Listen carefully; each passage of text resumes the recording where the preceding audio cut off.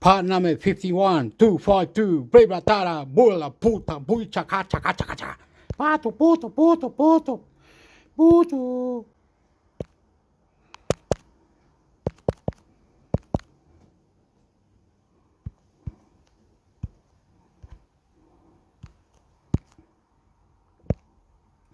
Richard Lawler profile and activity. The Verge. Here's the full trailer for Season 3 of The Mandalorian. Pedro Pascal already had one major premiere over the weekend, as The Last of Us started airing on HBO/HBO Max. Now Disney Plus has released a full trailer, following an earlier teaserful of some familiar faces, for the next season of Mandalorian. Season 3 will debut March 1st. What can we expect if Apple adds touchscreens to the MacBook Pro? On Thevercast we discuss the possibility of touchscreen Macs and what it all really means for pressing confirmation buttons, zooming in on maps, or maybe using an iPad app or two. Twitter's open source algorithm could be revealed next month, according to its owner, without commenting further on API issues, Tesla pricing, or the new For You look for timelines. Audie Robertson has explained the potential issues already. Twitter's algorithm also won't explain how any given tweet was prioritized unless Twitter releases a huge amount of supplementary data, nor would it necessarily illuminate the rationale behind any human moderation that intersects with it. And it would be incredibly vulnerable to people who want to make bad faith claims by taking pieces of it out of context, willfully misinterpreting them or sowing conspiracy theories about them. From Popeye's kid meme to Popeye's nil athlete. At 9 years old, Dunurst Colin entered meme immortality via this 2013 Vine clip comparing the side-eyeing youth to Lil Terrio, and since he was at a Popeyes, he became the Popeyes kid. Now Colin is a redshirt freshman at center on the football team for Lake Erie College, and with a little pressure from social media has signed at a name, image and likeness nil sponsorship deal with Popeyes. Some good snap juice. As Ash Parrish describes this interview with Marvel Snap Project lead and former lead designer of Hearthstone, Ben Brode, other than commenting on item prices and the upcoming PvP mode, he also discussed its rank system and how it delevels players every 4 weeks. You know, I've never worked on a game that did not completely redo the rank system multiple times during live development. I imagine we will continue to tweak our rank system.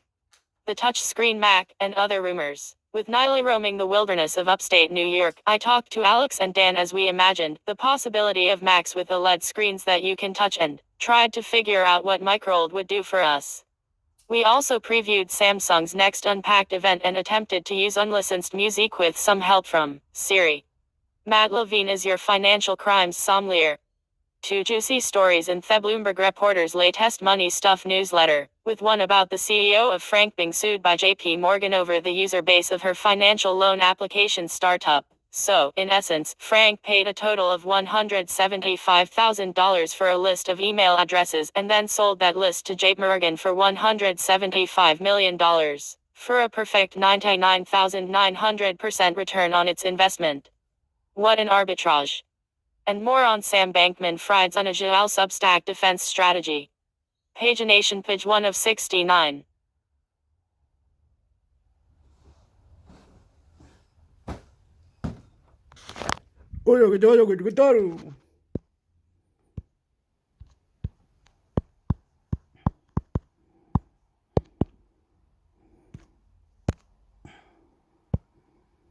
From Popeye's kid meme to Popeye's nil athlete. The Verge. From Popeye's kid meme to Popeye's nil athlete. At 9 years old, Dunurst Colin entered meme immortality via this 2013 Vine clip comparing the side-eyeing youth to Lil Terrio, and since he was at a Popeyes, he became the Popeyes kid. Now Colin is a redshirt freshman at center on the football team for Lake Erie College, and with a little pressure from social media has signed at a name, image and likeness nil sponsorship deal with Popeyes.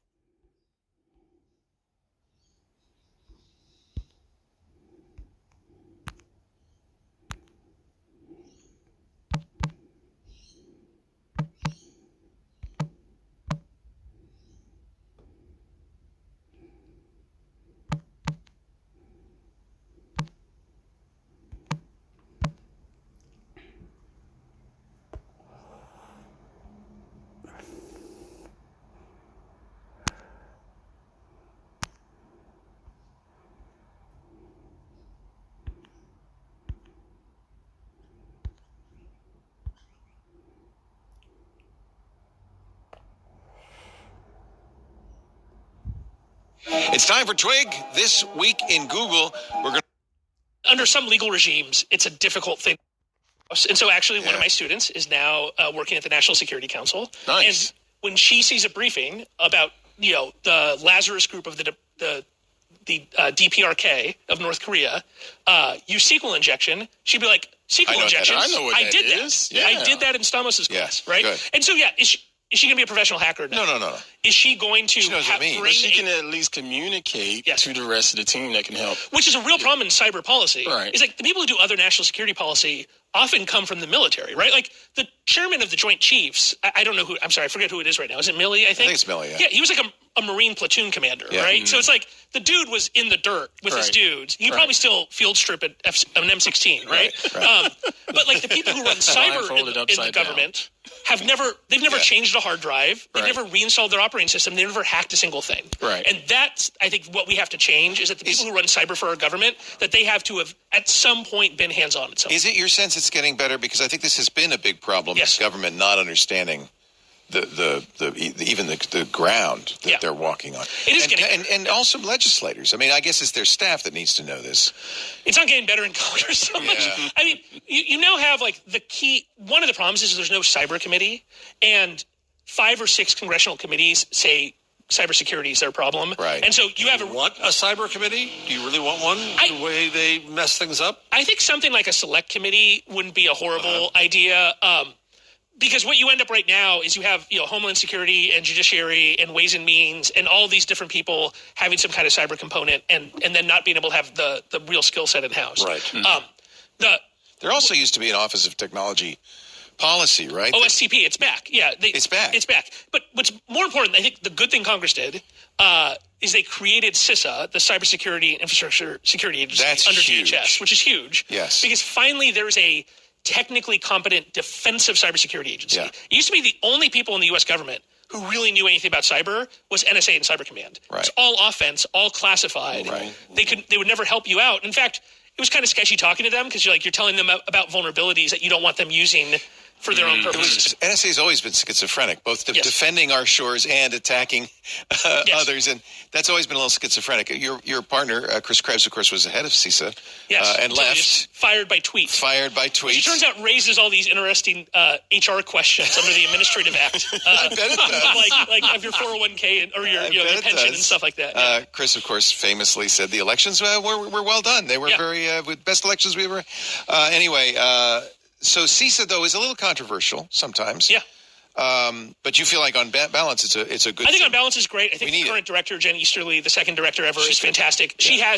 She came out of the military and then had NSA and Cyber Command experience. Yeah. So we're in this weird place where there's a bunch of competent people and they all come from NSA because it's the only place you can come from in the government and have technical competence. Right. So I think it will be good in 5 years when hopefully we have people who did not come up through the offensive. The spine. Thanks to you and Stanford and more programs like that, I think. Right, yeah. Look, Georgetown does this, and Columbia now. And so there's a lot of schools who are trying to teach real cybersecurity skills to folks. Jeff, good to know. Get in here. You left out over there in left field. I think part of the reason that you're here is as the world started shifting toward Mastodon, I saw the Alex Stamos tweet it was a toot. Where you said, I'm cataloging problems. And I said, and I'm sure it's there. So I'm curious about 2 things. One, what you think of the structure of the Fediverse. But then second, and I was talking to a mutual friend of ours about just this the other day, if funders were to come into this space, as I hope they do, to develop at least tests, for example, around Black Twitter or around personally selected algorithms or around security, to bolster this new federated, wonderful little world that we see aborting. What do you see as the status of it, and what kind of work needs to be done, and what does it take to do that work? Right, those are great questions. So the Fediverse has inherent strengths and weaknesses, right? So the inherent strengths, obviously being distributed, you're not going to end up with a single person getting red-pilled and all of a sudden making everything go nuts, right? Mm-hmm. You as an individual... You think that's what's happened, by the way? I think Musk is... When you're posting photos with 2 replica guns and 4 caffeine-free Diet Cokes, The caffeine-free Diet Coke, that's like one step short of a Diet Dr. Pepper. Like, if he had 4 Diet Dr. Peppers, I feel like California could take him. It was a pun. Yeah. I think it was send lawyer guns and money. It was guns and Coke. Yeah, I think was the pun. But were they replica? That's a relief. One of them was like was a video game replica. The other one's a musket, which might be a real musket. He has enough money that he could own a real Revolutionary War musket, which I think is actually pretty cool. Okay. I just think it's a weird. Anyway, it's a bad thing to be posting. I feel like you own a company like Twitter. He's clearly. If I was his family member, I'd be really worried about him. I feel like he's having like a meltdown. Yeah. Okay, so the upside of the Fediverse is you can't have that come in. Some downsides, right? First off, the kind of privacy model of the Fediverse is like if you looked at the Cambridge Analytica scandal and you said, I want to build an entire social media network based upon Cambridge Analytica, right? Like the closest any major company has been to being as open as any Fediverse instance is Facebook with Graph API v1, which is the core API that caused the Cambridge Analytica and a bunch of other problems.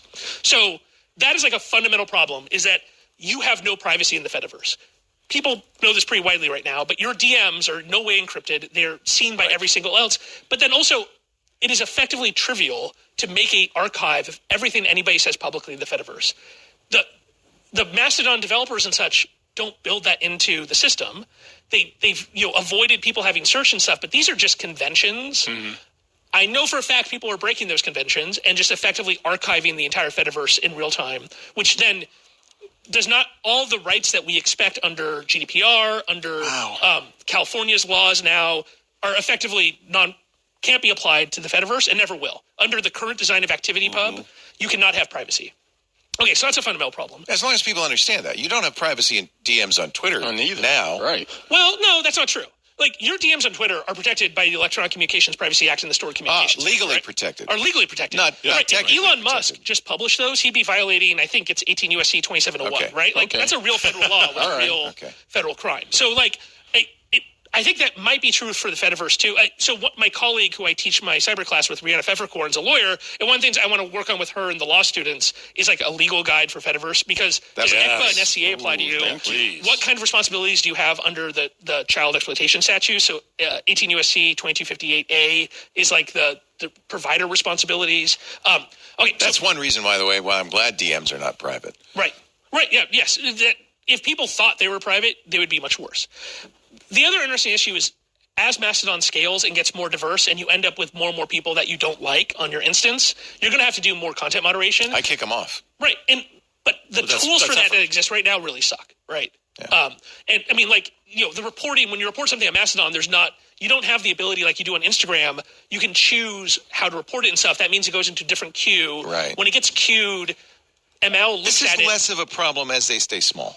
If they stay small. Right. So if we believe in the vision, then we have to believe in a vision where you're going to have to do a pretty massive amount of moderation, and having a single queue that has no AI ML component, no automatic scanning, none of the tooling that is what people have spent billions of dollars to build at places like Facebook and Twitter is going to be a problem. Right. So this is actually one of the things we're doing. So we run cybervillains.com.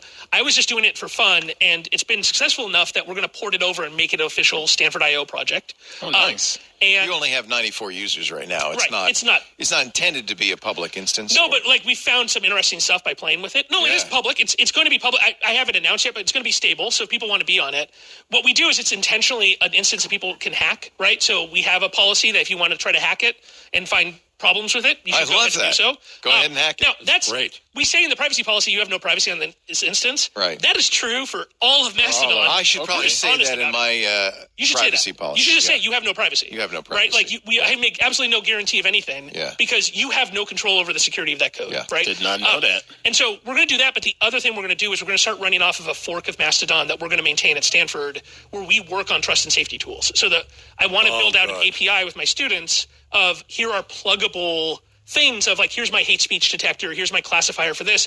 Probably the first one will be child exploitation. So we're running a project right now to scan the Fediverse for, using PhotoDNA, and it's not great so far. So we'll have some results published. But right now, the tools available to admins are pretty bad, and so we'd like to build those tools. And if they want to accept our patches upstream, that's great. Otherwise, people can try to use our thread. And so that's one of the things that we're going to be working on, is because I do think there's a lot of great future in federated networks, but we're going to have to rethink. All this trust and safety stuff is based upon the idea of large, well-resourced corporations owning the platform and having a legal team that tells them what their legal responsibilities are. The timing here, the thing I tweeted when Musk closed the deal was that his timing is crazy, and that he bought Twitter at the hardest geopolitical moment for social media companies of everybody wants to regulate social media. It's midterms time, right? Well, it was midterms, but also the day he bought it, the final text of the Digital Services Act in the EU was published. India has been publishing regulations. There's an online safety act that's extremely draconian in the UK. We just passed a not so great child safety law in California. So it's just a crazy time for him to buy himself into this area. And that's true for all Mastodon runners. And so if you're going to be part of the Fediverse, we're going to need to build better tools so that you can live up to the responsibilities, because the bar has been set here by billions of dollars of spend from large corporations, and you can't get there, but you can get somewhere, because right now we're down here. Twitter's not that great. You go to report something on that, and it's work just to report accounts on that. Yeah. So I just added a rule to my instance saying, there's no privacy. Don't expect privacy. Even if you post a DM, consider yourself posting publicly. Thank you very much. So hold on, I'm going to take a break. I want to talk about, you raised some interesting questions. I know Jeff will want to talk about the Earn It Act in Section 230. I want to talk about the assault on E2E, end-to-end encryption. Yeah. Because there are very few governments in the world that like end-to-end encryption, including our own. Very few. In fact, I can't think of maybe Estonia. The UK bill, as of today, the UK bill that Alex just talked about is basically forbidding encryption. That's right. Will forbid encryption in the UK. Right. So that's a very hot topic right now. We'll talk about that and a lot more with a very special guest. This is an unusual edition of This Week in Google. We might not even get it changed long. Every week's unusual. What are you talking about? Should I bring up Google? Because I feel like... Oh, yeah, we'll bring up Google. We'll figure out a way to just stick... We always try to stick a little Google in this week. He already mentioned Chromebooks. That's enough. Perfect, we're done. There's not much spam in it. There's just a little bit. And I want to reassure people who are saying, but Stacy had a variety of personal commitments, events she had to go to and things. We knew this ahead of time. This has given us a great opportunity to have some wonderful special guests. She will be back next week. Yep. She's not leaving the show, so don't worry. I'm just off next week. I'm kidding. Oh, I'm kidding. But I'm kidding. am always here. Aren't you leaving Always. sometime soon? Yeah, for the Or is that 14th just a dream I had? Oh, okay. Hey. Our show today brought to you by Rocket Money. This single app has saved me, I almost want to say thousands of dollars. It certainly saved me hundreds of dollars. Rocket Money. I first started using it when it's called Truebill. They've renamed it. Rocket's acquired it. They've renamed it, and they've made it, I think, 100 times better. Let me ask you a question I think you know the answer to right off the top of your head. Are you wasting money on subscriptions? God, we all have hundreds of subscriptions these days, right? Who can keep track of them? Rocket Money surveyed people, and they found 80% of people have subscriptions they've forgotten about. But that's not the worst news. They averaged, they thought, around $80 a month on subscriptions. Oh, yeah, about $80 a month. When they actually did the digging, they found out it was a lot closer to $200 and more a month. Many of those subscriptions not used, long forgotten. Do you have so in my case, it was a political contribution I made in the last cycle. And, you go to these sites for political contributions, there's always a checkbox that says, make this a recurring contribution. Then it's always pre-checked, just in case, for your convenience. Well, I didn't notice that. So I was giving a political campaign after the election. I don't even want to say how much money every month. I love how you noticed it right during the read. For months. Yes, you saw me do it. I went, what the hell? Thank you, Rocket Money. You saved me. I turned it off immediately, but the beauty of this is I didn't even have to turn it off. In Rocket Money, you'll see all your recurring subscriptions. You'll see which are duplicated. Sometimes you even have two of the same thing, which is crazy. I did have one for Day One, which is a journal. I had 2 subscriptions. So anyway, it finds those, and then you cancel it in the app. You just say, well, yeah, please cancel that, and it does it for you. It is incredible. All you have to do is press the cancel button. Rocket Money takes care of the rest.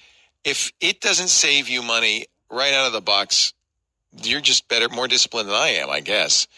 Rocket Money. They used to call it Truebill. Maybe you have Truebill. If you had Truebill on your phone, look, because it's now Rocket Money, has a lot of new and wonderful features. It's great for budgeting, see what your net worth is, see where your money's going. It's all sorts of great stuff. But the single most useful thing that pays for itself, get rid of useless subscriptions with Rocket Money now. Go to rocketmoney.com/twig. Was that on this show when I found that? That's hysterical. Yeah, I remember you doing doing the read for Rocket, and you pulled out your phone, and he was like, I did what? What? Since 2020. Seriously, it could save you hundreds of dollars per year. It saved me thousands. rocketmoney.com/twig. Cancel your unnecessary subscriptions right now. rocketmoney.com/twig. We thank them so much for supporting This Week in Google. You support us, of course, by going to that address so that they know you saw it here. rocketmoney.com/twig. This is more and more, that's it for the ad. You can take down the lower third. But I do want to comment on this because this is more and more of advertisers are saying to us, oh, yeah, we want to track all your listeners. They call it a tracking pixel. Yeah. Why don't you just put a tracking pixel on there? Yeah. So we can't put a tracking pixel. It's a podcast. Oh, no, we have ways. We say no. You'll be glad to know. We say no. But it's getting harder and harder as a result for us to find advertisers who are happy just selling a lot of product. Mm-hmm. Because this is the thing that irks us so much. Without exception, the ads do really well for them. But they say things like, well, we don't know if they came from your show. We don't know if that coupon code, maybe they saw it on another site. So, when you hear an ad, use that offer code, because that way they can't deny it, I guess. But number 2, support us through Club Twit, because that is a really great way for you to spend a little bit of money, $7 a month, less than a blue check, I might add. That's right. And everybody on Club Twit in the Discord has added blue checks now to their names, by the way, which is hysterical. It's so funny. Less than a blue check, but what do you get? You get every single show we do ad-free, and that means tracker-free, absolutely tracker-free, right? That's right. Total privacy, because RSS, we don't know anything about you. You also get shows that we don't put out on the regular feeds, like Hands on Windows with Paul Thurrott, Hands on Macintosh with Micah Sargent, the Untitled Linux Show, which is a fabulous program for Linux lovers. I actually would like that show to get bigger, but you know what? Here's the problem. A show like that is hard to sell advertising on the Untitled Linux Show. Mm-hmm. Maybe if we had a title, I don't know. But Jonathan does such a good job of that show. So who supports it? The members.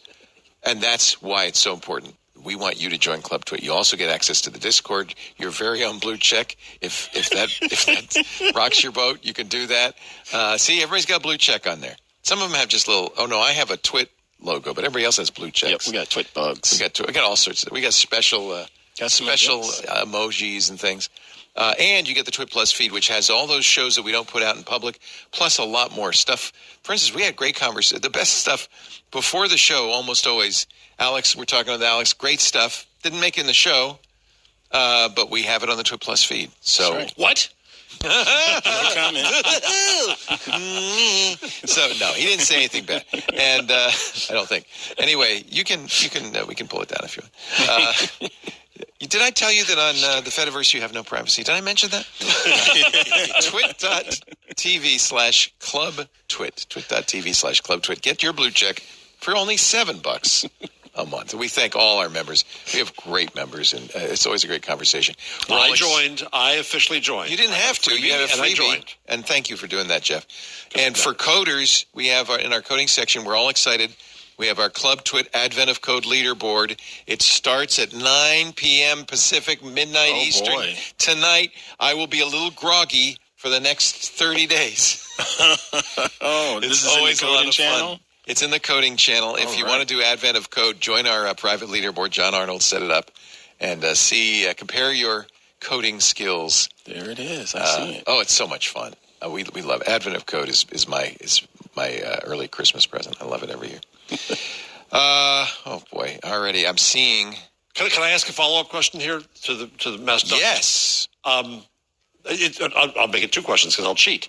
I had a conversation with somebody who's starting a competitor to Mastodon. I'll just leave it at that.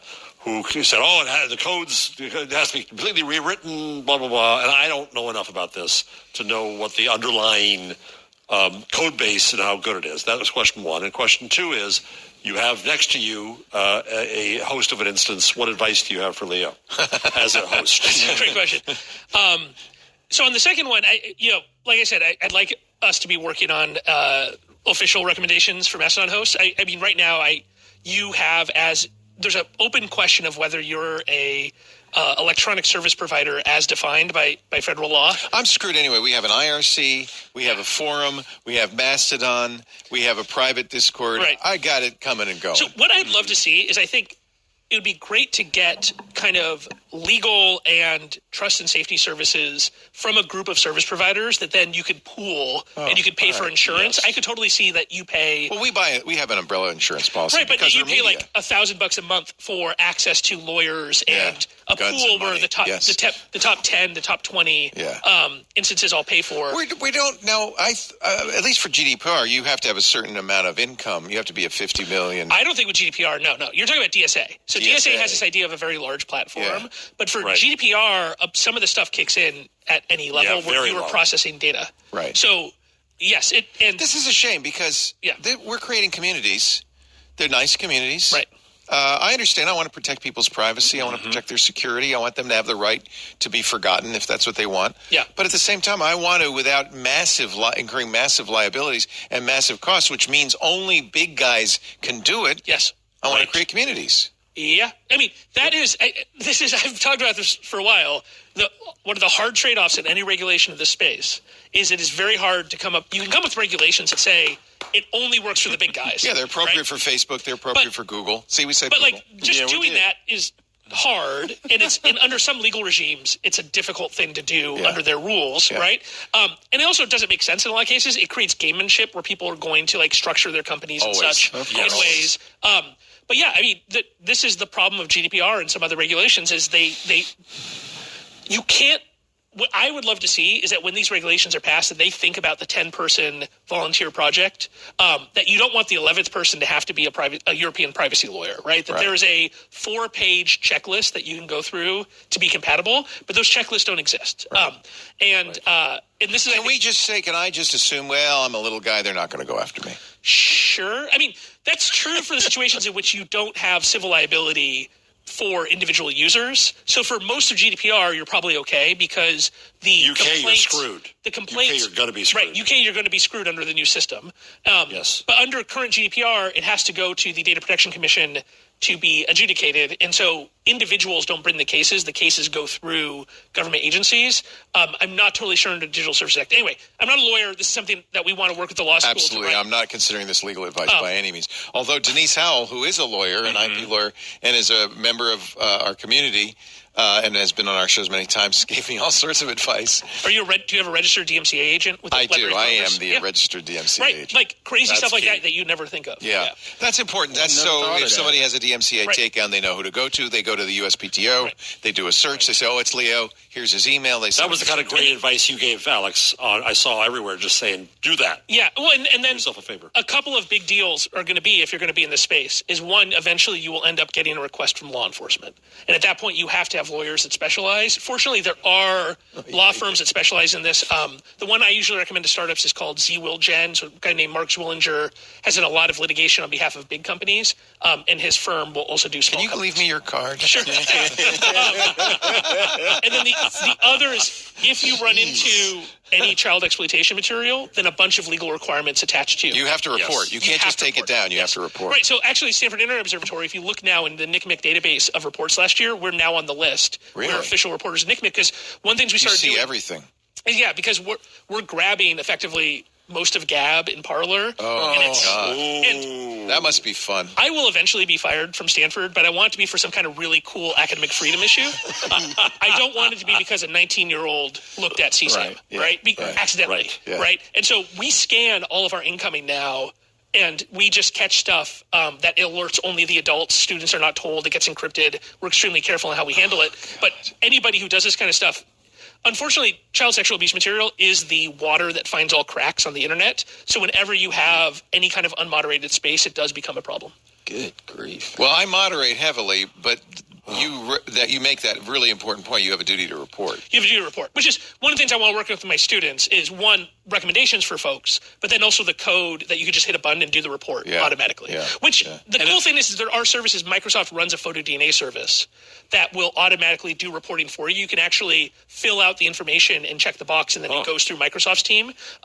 But there's no way right now to integrate that with Mastodon, which is one of the things I want to work on. Not yet. Not yet. And if 230 goes away, Leo, you are really effed. Maybe. I mean, imagine what the Supreme Court does with the First Amendment, right? Like a lot. Right. But yes, he's probably effed in that you don't win with the initial, you can't win with at the beginning of the process. The nice thing about 230 is many cases are just immediately dismissed because of 230. It protects you. There's no standing. Bye-bye. Shield. The judge says, yeah, you can't sue this guy. Right. He's protected. As soon as that goes away, great, I have the right to defend myself in court. Right. And if 230 goes away, I mean, the internet will be for the Googles and the Metas and the Apples. That's really sad, isn't it? Yes, it will. Yes, it is very sad. And it is effectively, I think it's where we're going in Europe, right? Is we're moving towards a direction where... It seems that's not what they want, though. Well, this is the problem with European politicians, is they think they can have everything, but they can't, right? Yeah. They So have does to, U.S. Well, in the U.S. we do nothing, right? So Congress just doesn't legislate anymore. The most important kind of 230 cases right now are all in the Supreme Court because the U.S. hasn't, all these senators talk. Mm-hmm. Congress hasn't seriously moved any bill, even out of committee, right? Whereas in Europe, they really do move legislation. But what's important in the U.S. right now is there's two big cases in SCOTUS next year. They'll come down next year. These are First Amendment cases. First Amendment and 230 cases of what limitations. And so one of them effectively blames Twitter for terrorist attacks in Google. So there's one against Twitter, one against Google. It might be Google that's responsible, but basically saying you are responsible if a terrorist uses your platform to organize a terrorist attack, that you're responsible. So it's like a direct attack against 230, effectively. So the big guys can afford, they have buildings entirely populated by attorneys. Mm-hmm. They can afford to defend themselves. The little guys just shut down. It has a chilling effect. And so there's no competition then. Which is why Mark Zuckerberg wants regulation. It's which is why you saw him make that swap. Yeah. All of a sudden we're seeing all these ads. And we're seeing all these ads from Facebook. We want regulation. Yes. We care about the quality of your... Every New York Times podcast. Have you listened... I don't know if I'm getting targeted, if I'm in some segment, but every time I listen to The Daily, I get a Facebook ad for we're asking for regulation. They're everywhere. They're in NFL football games. They're everywhere.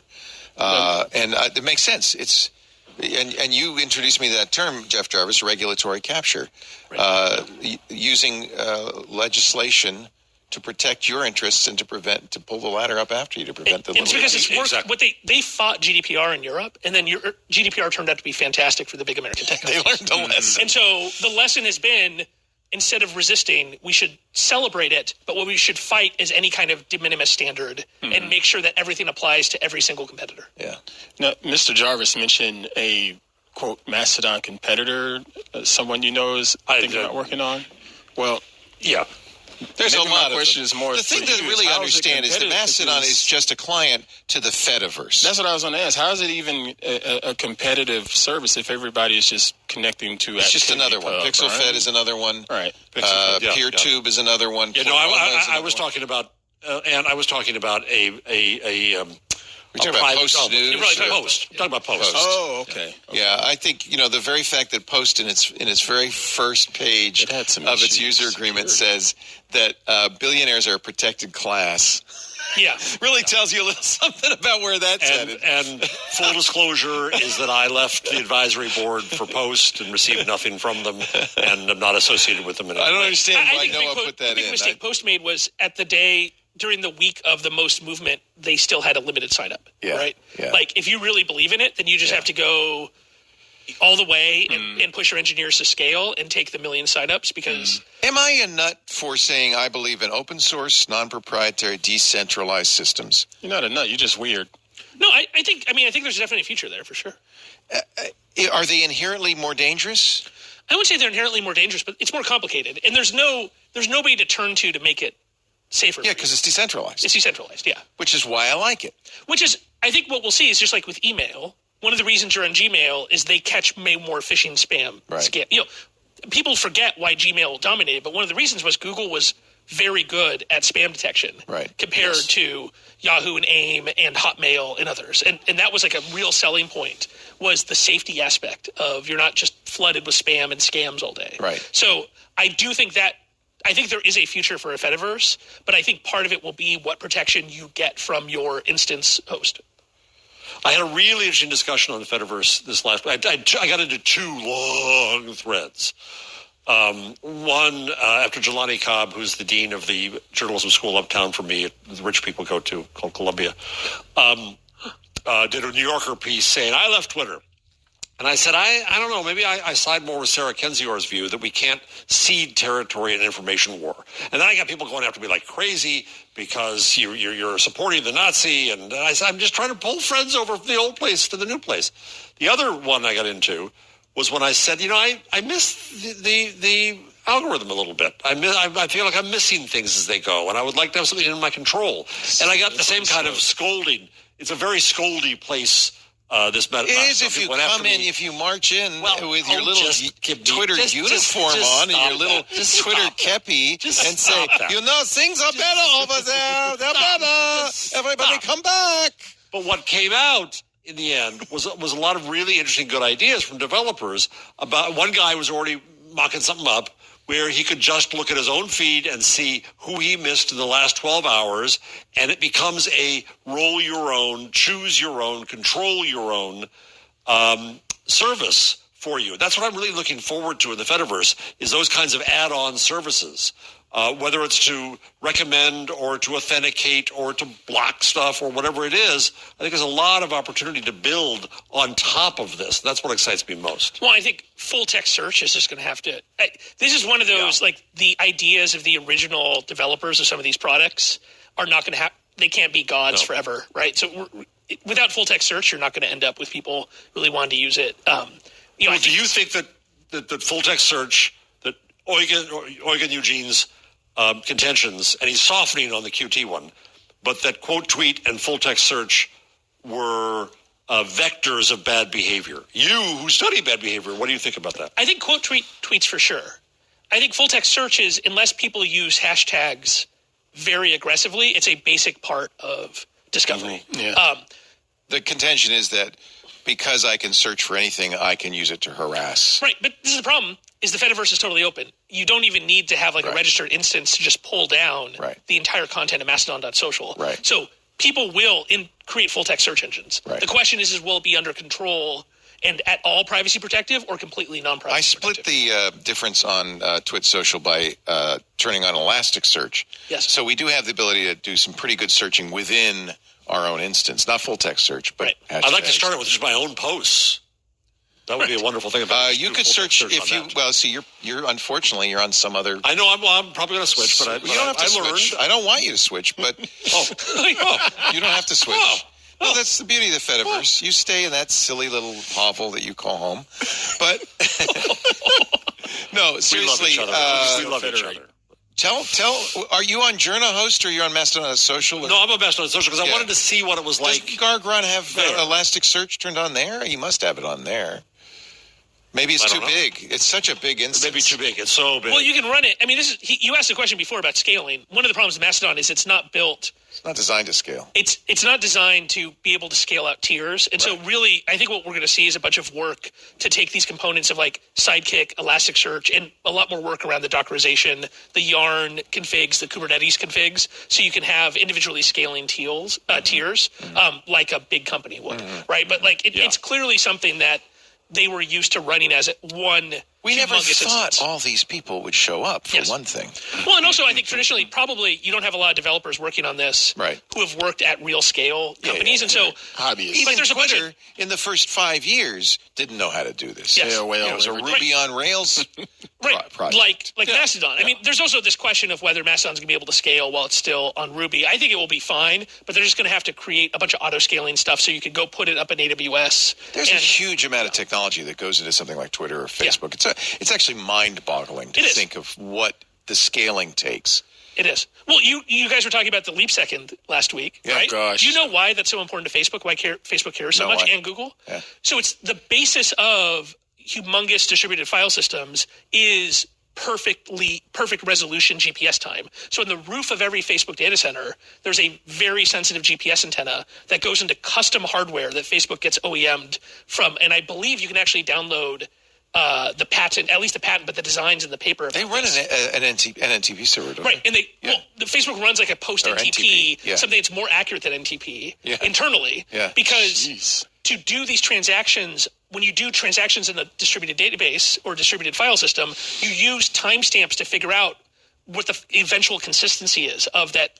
And so you have to have all of your data centers within nanoseconds of each other. And doing that's incredibly hard. It's especially hard if all of a sudden you lose a second or gain a second, right? Well, they won, but not till 2035. But that's like the kind of thing. But the nice thing is the difference is like Facebook and Google and these guys grew up before the cloud era. Yeah. And so I don't think it would take a lot to build scaling capabilities. We know now a little bit better how to do this. Well, and you can get it from AWS, like the basic infrastructure stuff. Yeah. Like the basic storage of the database, the database tier, the auto scaling, the load balancing, the global load balancing, the running of a global edge. All of that stuff is taken care of. It's just Mastodon has not been built for that. Like one of the first, I'm working on this code change, and I'm so bad at Ruby, but Mastodon doesn't pick up IP addresses from a proxy, so I run my instance in GCP behind the Google Global Edge. And so all of the IP addresses in my logs are wrong because it doesn't realize I'm behind a global edge that's rewriting the IPs. And so basic things like that are, have to get done. And then eventually a bunch of auto scaling work of all of a sudden 1 million people just signed up. Well, it's not a big deal because my system detected that. It called into AWS. It asked for 10 more web tier machines to be spun up, and it increased the database memory automatically. One of the things that we are kind of at the mercy of a very thin layer of technologists who understand this stuff, and that's a small number. In fact, I was talking earlier about this. I think I'll be talking more about it. There has been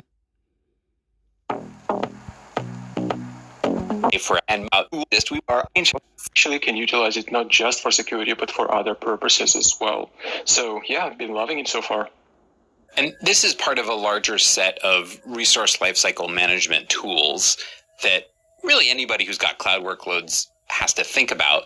So for folks who might be new to this term, why should they care about resource lifecycle management? Why is it important to the engineering team?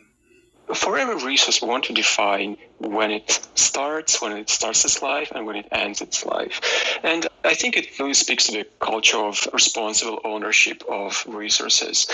In contrast to this fire and forget approach, or if it's not broken, don't try to fix it. When it comes to your resources, I think we really should be good owners and maintain these resources. That is, updating them, patching them, because from a security perspective, attackers will never stop looking for vulnerabilities in your resources. So it's your job as an owner to also keep looking for ways to improve, to patch, to upgrade, and when it's necessary, remove these resources altogether.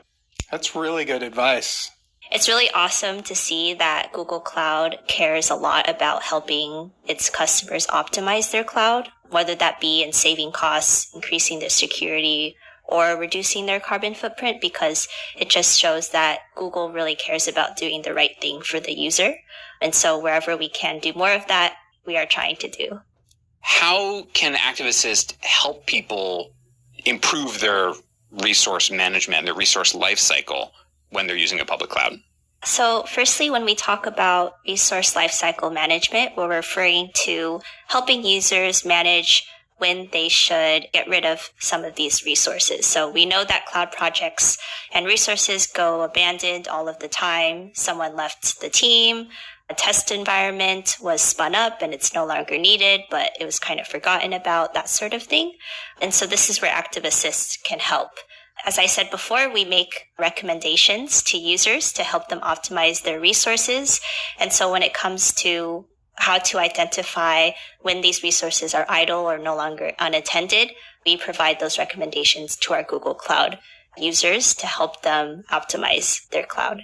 So I log into the console and it says, hey, Max, you spun up this VM 2 months ago.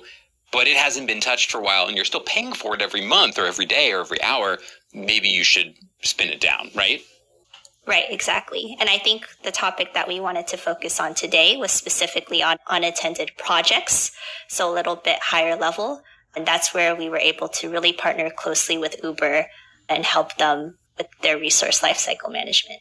And that's awesome because the project can really contain all kinds of resources, some of which could be really expensive if you accidentally leave them running.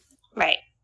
So with that said, and looking at projects, obviously this affects larger companies who have lots of different projects in the cloud a lot more. And Uber is definitely one of those companies who has lots of different projects, I'm sure, in the cloud. How did Uber come in contact with Active Assist and start using it?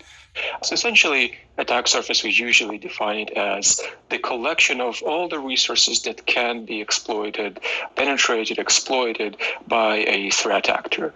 And of course, the more of these we have, the more opportunities we give attackers.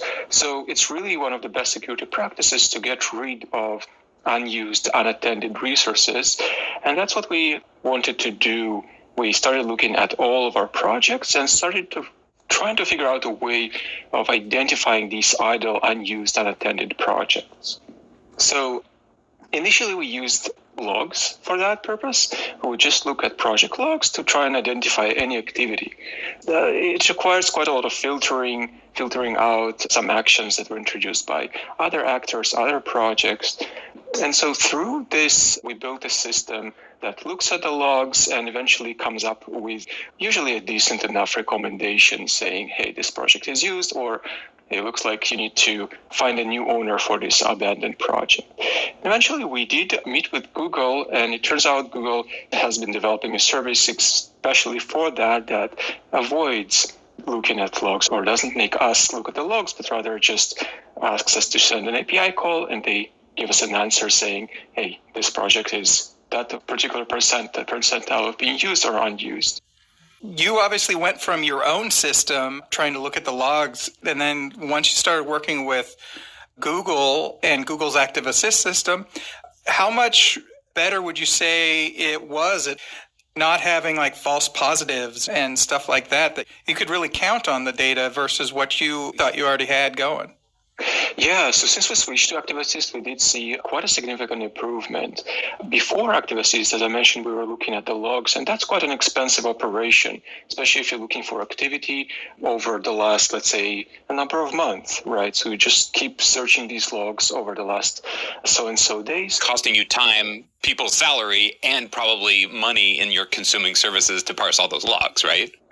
Yeah, exactly. If you're trying to implement it with something that is a pay-per-use, like a cloud function, Google Cloud Function, right, of course, you'll be paying for a lot of runtime. And also, as Daryl mentioned, it does every now and then come up with false positives. For example, if your GCP project is only utilized on Google Workspace, the logs might be on Google Workspace and you won't even see any activity. So that might create a false positive. And so now, after switching to Active Assist, instead of us looking through the logs, we essentially let Active Assist do all the work for us behind the scenes. We just ask with an API call, hey, let us know how the project is being used over the last so-and-so days, and we get a recommendation. So just so I understand, there's just a whole host of problems with idle projects, especially if no one's ever checking in on them or looking after them. So this both helps you save money, helps you reduce the potential avenues of an attack, and is probably going to result in using less energy in the end because you're not keeping things running that you don't need, right? Exactly. So we've been talking mostly from a security perspective, but also, as you said, just from a cost perspective, you're just paying for all these unused, unmanaged resources. So, why do that? And of course, from a sustainability perspective as well, if you're having all this hardware running behind the scenes, you're paying for the energy, all these, let's say, storage buckets that may not be needed, you're still paying for that storage, and it creates CO2 in the back end. So, of course, we want to eliminate all that. Absolutely. Don't want more CO2 in the back end. Yeah. I know, like, even here at Google, we've got a very big dedication to reducing emissions completely as much as we can. Sharon, what can you speak to that as far as Active Assist? I was looking at some stuff, and a lot of the focus was also on not just everything that Michael's already been talking about, how they've used it at Uber, but also about really showing you the effect that it's having on CO2 emissions and that kind of stuff. Yeah, this recommendation was kind of cool because it was our first recommendation that had sustainability impact that we were explicitly calling out. And it's really awesome to work with partners like Uber who really validate our belief that every company should care about sustainability and lowering their carbon emissions. So it was just a cool side benefit that in addition to helping your security posture, lowering your cost, you could also lower your carbon emissions. And it was really motivating that that is something that customers care about. So this is our first recommendation in the sustainability space. We are looking to build even more in the future, but the success of this recommendation with customers like Uber kind of validate the direction that we're headed. So what was the collaboration like for both of you in terms of working together and testing out some of these new features and making sure that we could build something that would help the teams at Uber while also something that would be applicable to a wide variety of cloud customers? Yeah, so from our perspective, or from Active Assist's perspective, we first worked on this project as a Google internal prototype. So we tested this algorithm and the recommendations on our own workloads. But then it was really important for us to find external customers where we could test this on their environments and see how accurate it could be in a real life scenario. And it's really important to Google Cloud as well because we have so many different types of customers and so many types of workloads. It's really difficult to tell the difference between what is on paper a project that has a low level of activity versus really truly what is an unattended project that someone really doesn't care about. And so that was what the partnership looked a lot like, just going through the list of recommendations and polishing them and making sure that we were looking at the right signals. And we had a high degree of confidence to pinpoint which ones are unattended. So what was that collaboration like from your side and from your team, Michael? It's quite awesome. Google in general has been very forthcoming in anticipating feedback and accepting feedback and then in acting on this feedback. So I did have quite a few questions as I was building automation around this service, such as, hey, why this recommendation and not that? Can you maybe add an explanation? And Sharon's team accepted that feedback. And eventually it resulted in a stable, mature product today. Today on The Verge already. But they need the reference modes, which they're starting to add. But then they're doing this new thing where people get, you just pick, it's called the personalized picture wizard, and it's going to show you 6 images and step you through 8 times, and you pick the one you like. And there's AI involved. And a lot of TVs are going to look completely insane. What I don't get is why they don't just set everything in cinema mode, which is calibrated to be exactly what the calibration specs for all the people making it do, and then just change the brightness. Because people have bad taste. Yeah, but don't let them have taste. All right, Steve Jobs. Remove options. Just be no, Here's you're what dumb. I want you to do. I want you to charge your mouse on the bottom. I know what's best for you. I'm not asking that. I'm just saying, you know what? It's supposed to look a little yellow. All right, we should talk about other TVs. It is supposed to look a little. You're correct. Yeah. People want bright and blue. I hate them. It's exactly what we're talking about. So, and exactly what Alex is talking about. Samsung with their new TVs, they've got Relumino mode. Now we've talked about the settings, but this is a technology that they are building that it translates from Latin to return the light. It uses Samsung AI, of course, to dynamically outline the edges of on-screen elements and rebalance colors. It's supposed to help people with low vision, but as you said, you're going to come to your parents' house and you're going to find out that they have this thing on, and you are going to see something that you have never even imagined could exist on a display. Relumino mode. This is because we're all home from the holidays. We're all dealing with it, but it's there. It never stops. It never goes away. I turned off motion smoothing on a TV that I personally have turned off motion smoothing 2 years ago, and it just came back, and they denied it. They said, we don't even watch this TV, and I said, no, it's back. And Relumino mode is coming. We should talk about this wireless LG TV. This makes no sense to me. So it's super expensive. It has a breakout HDMI box. So you mount the TV on your wall. It's got a super thin power cord. And then somewhere else in your room, you plug everything into this box, which then transmits wirelessly to this TV. It's for the aesthetic. I mean, it's a 97-inch screen. We're assuming it will be extremely expensive. The last time LG showed off a concept of this, TV itself was like $100,000 in the end. I'm just saying, if you have the money for the intense concept 97-inch TV that still needs power, you still have to hide the power cable. Do you not have the money to hide another cable? I think this is like they're just doing a really nice service for installers who are realistically the people setting these TVs up, right? Like if you're spending the money to buy a 97-inch TV for however much this is going to be, thousands and thousands of dollars, you're probably paying an installer to come in and install it and make it all look pretty in your house. And this is just nice for those installers because instead of having to like hide a whole bunch of cords, they have to hide one cord. One cord. One cord. And that's one less than Samsung on their old high-end TVs, which had the breakout box and like the fiber optic cord. I'm just confused because didn't we do this already with like all those wide-eye demos we went to 10 years ago? Yeah, but this is bad. I mean, they're sending 4K 120 30 feet wirelessly, which is insane. Yeah. The video would have been compressed then. This is uncompressed, pure. It's processed in the box. The only thing on the screen is the display and no electronics or whatever. It's paper thin, right? I can't wait to see what happens when your kid is like microwaving some hot wings while you're watching a football game and it just craps out. Yeah, I don't trust anything wireless, as I think our readers know.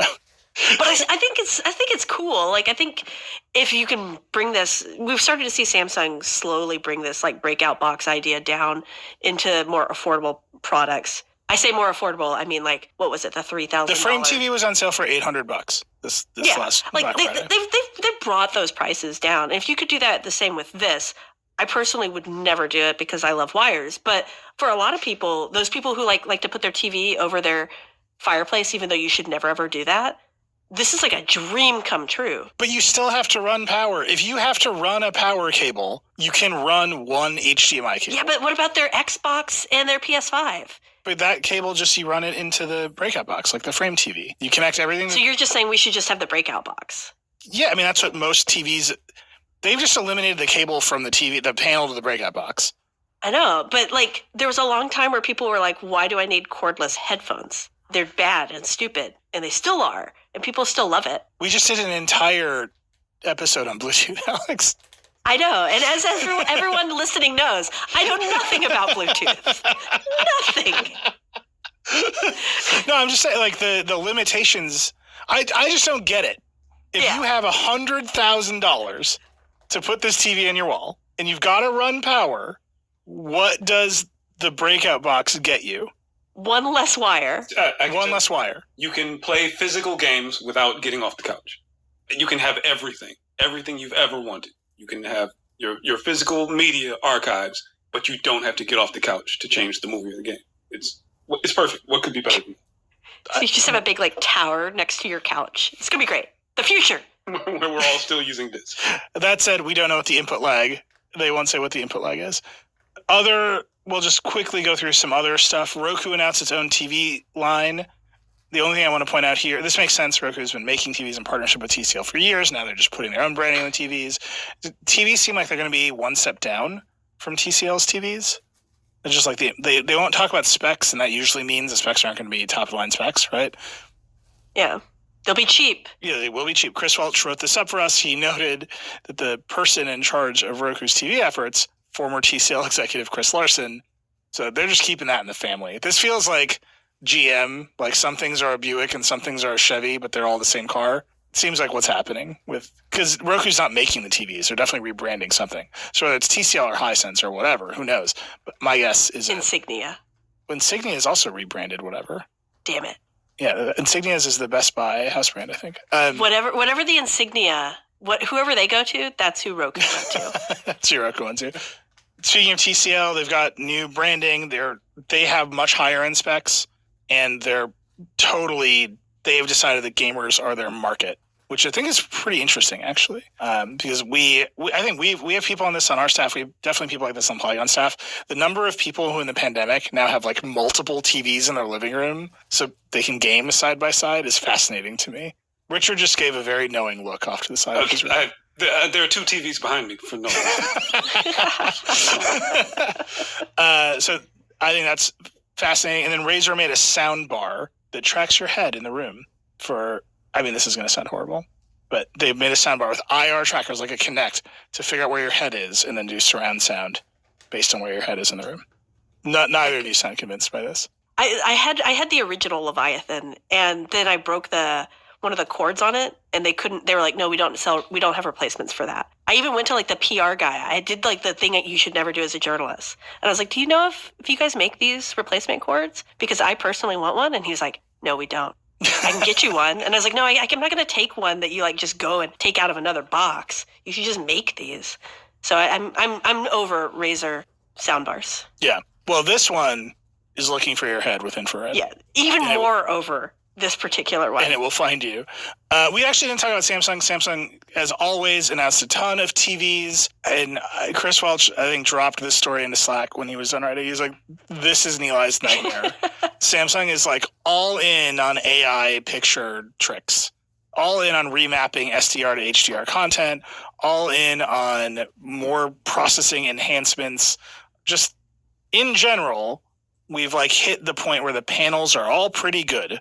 And so now all the effort to differentiate the panels is happening on the back end in software. And I would say Welch is correct. This feels like my nightmare because it's all just weird processing tricks across the board. And all I really want is just show me the movie as it was intended to be seen. Please. What if we didn't do that?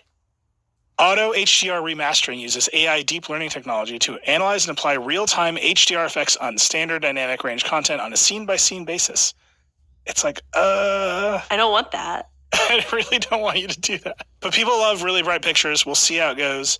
So, Samsung now is like everywhere, right? They're making standard LCDs, they're making micro LEDs, and they're making OLEDs. Yeah, they're like just a full stack.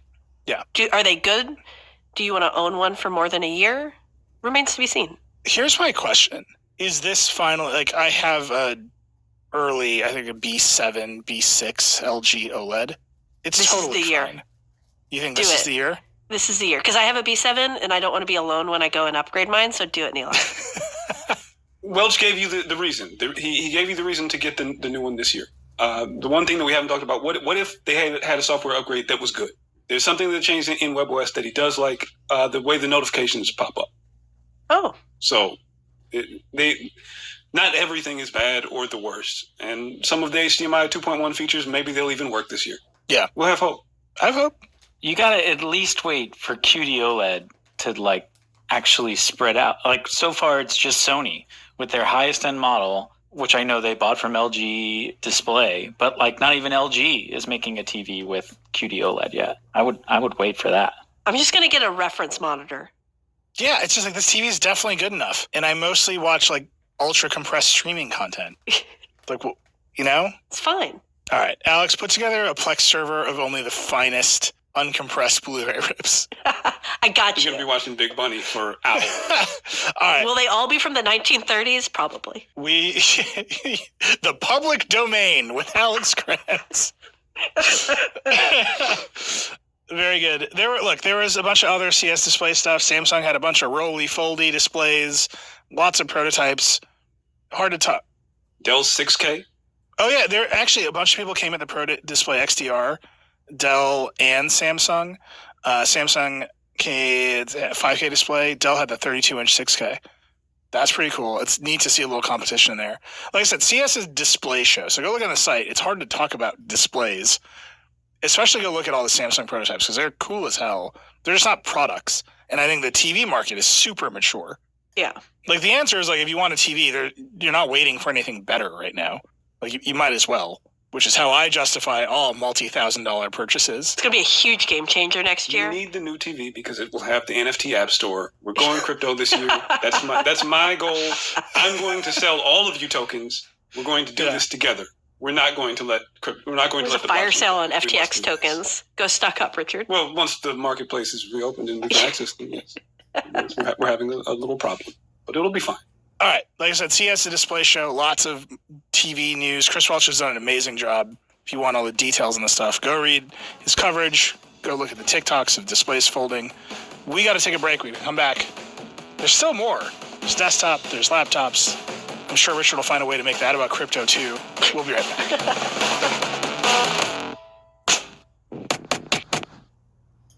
Support for this episode comes from the Moen Smart Water Network. Moen is ushering in the next wave of water technology with their Smart Water Network. It gives you total control of water inside and outside your home with smart technology that helps you get more out of every drop. Create cooking and shower presets, prevent plumbing disasters, and now never worry about over or underwatering your lawn. The latest addition to the Smart Water Network, Moen's Smart Sprinkler Controller, takes the guesswork out of lawn care. Set custom water schedules that account for weather and seasonal information, so your system won't flood the lawn on a rainy day. Let the smart wireless soil sensors determine which zones of your lawn need water and which ones don't. Control it all in the palm of your hand with Moen's powerful app, part of the Moen Smart Water Network. Learn more about the Moen Smart Water Network at moen.com. That's MOEN.com. All right, we're back. There's still more CS stuff to talk about. It does feel like I'm a little drunk.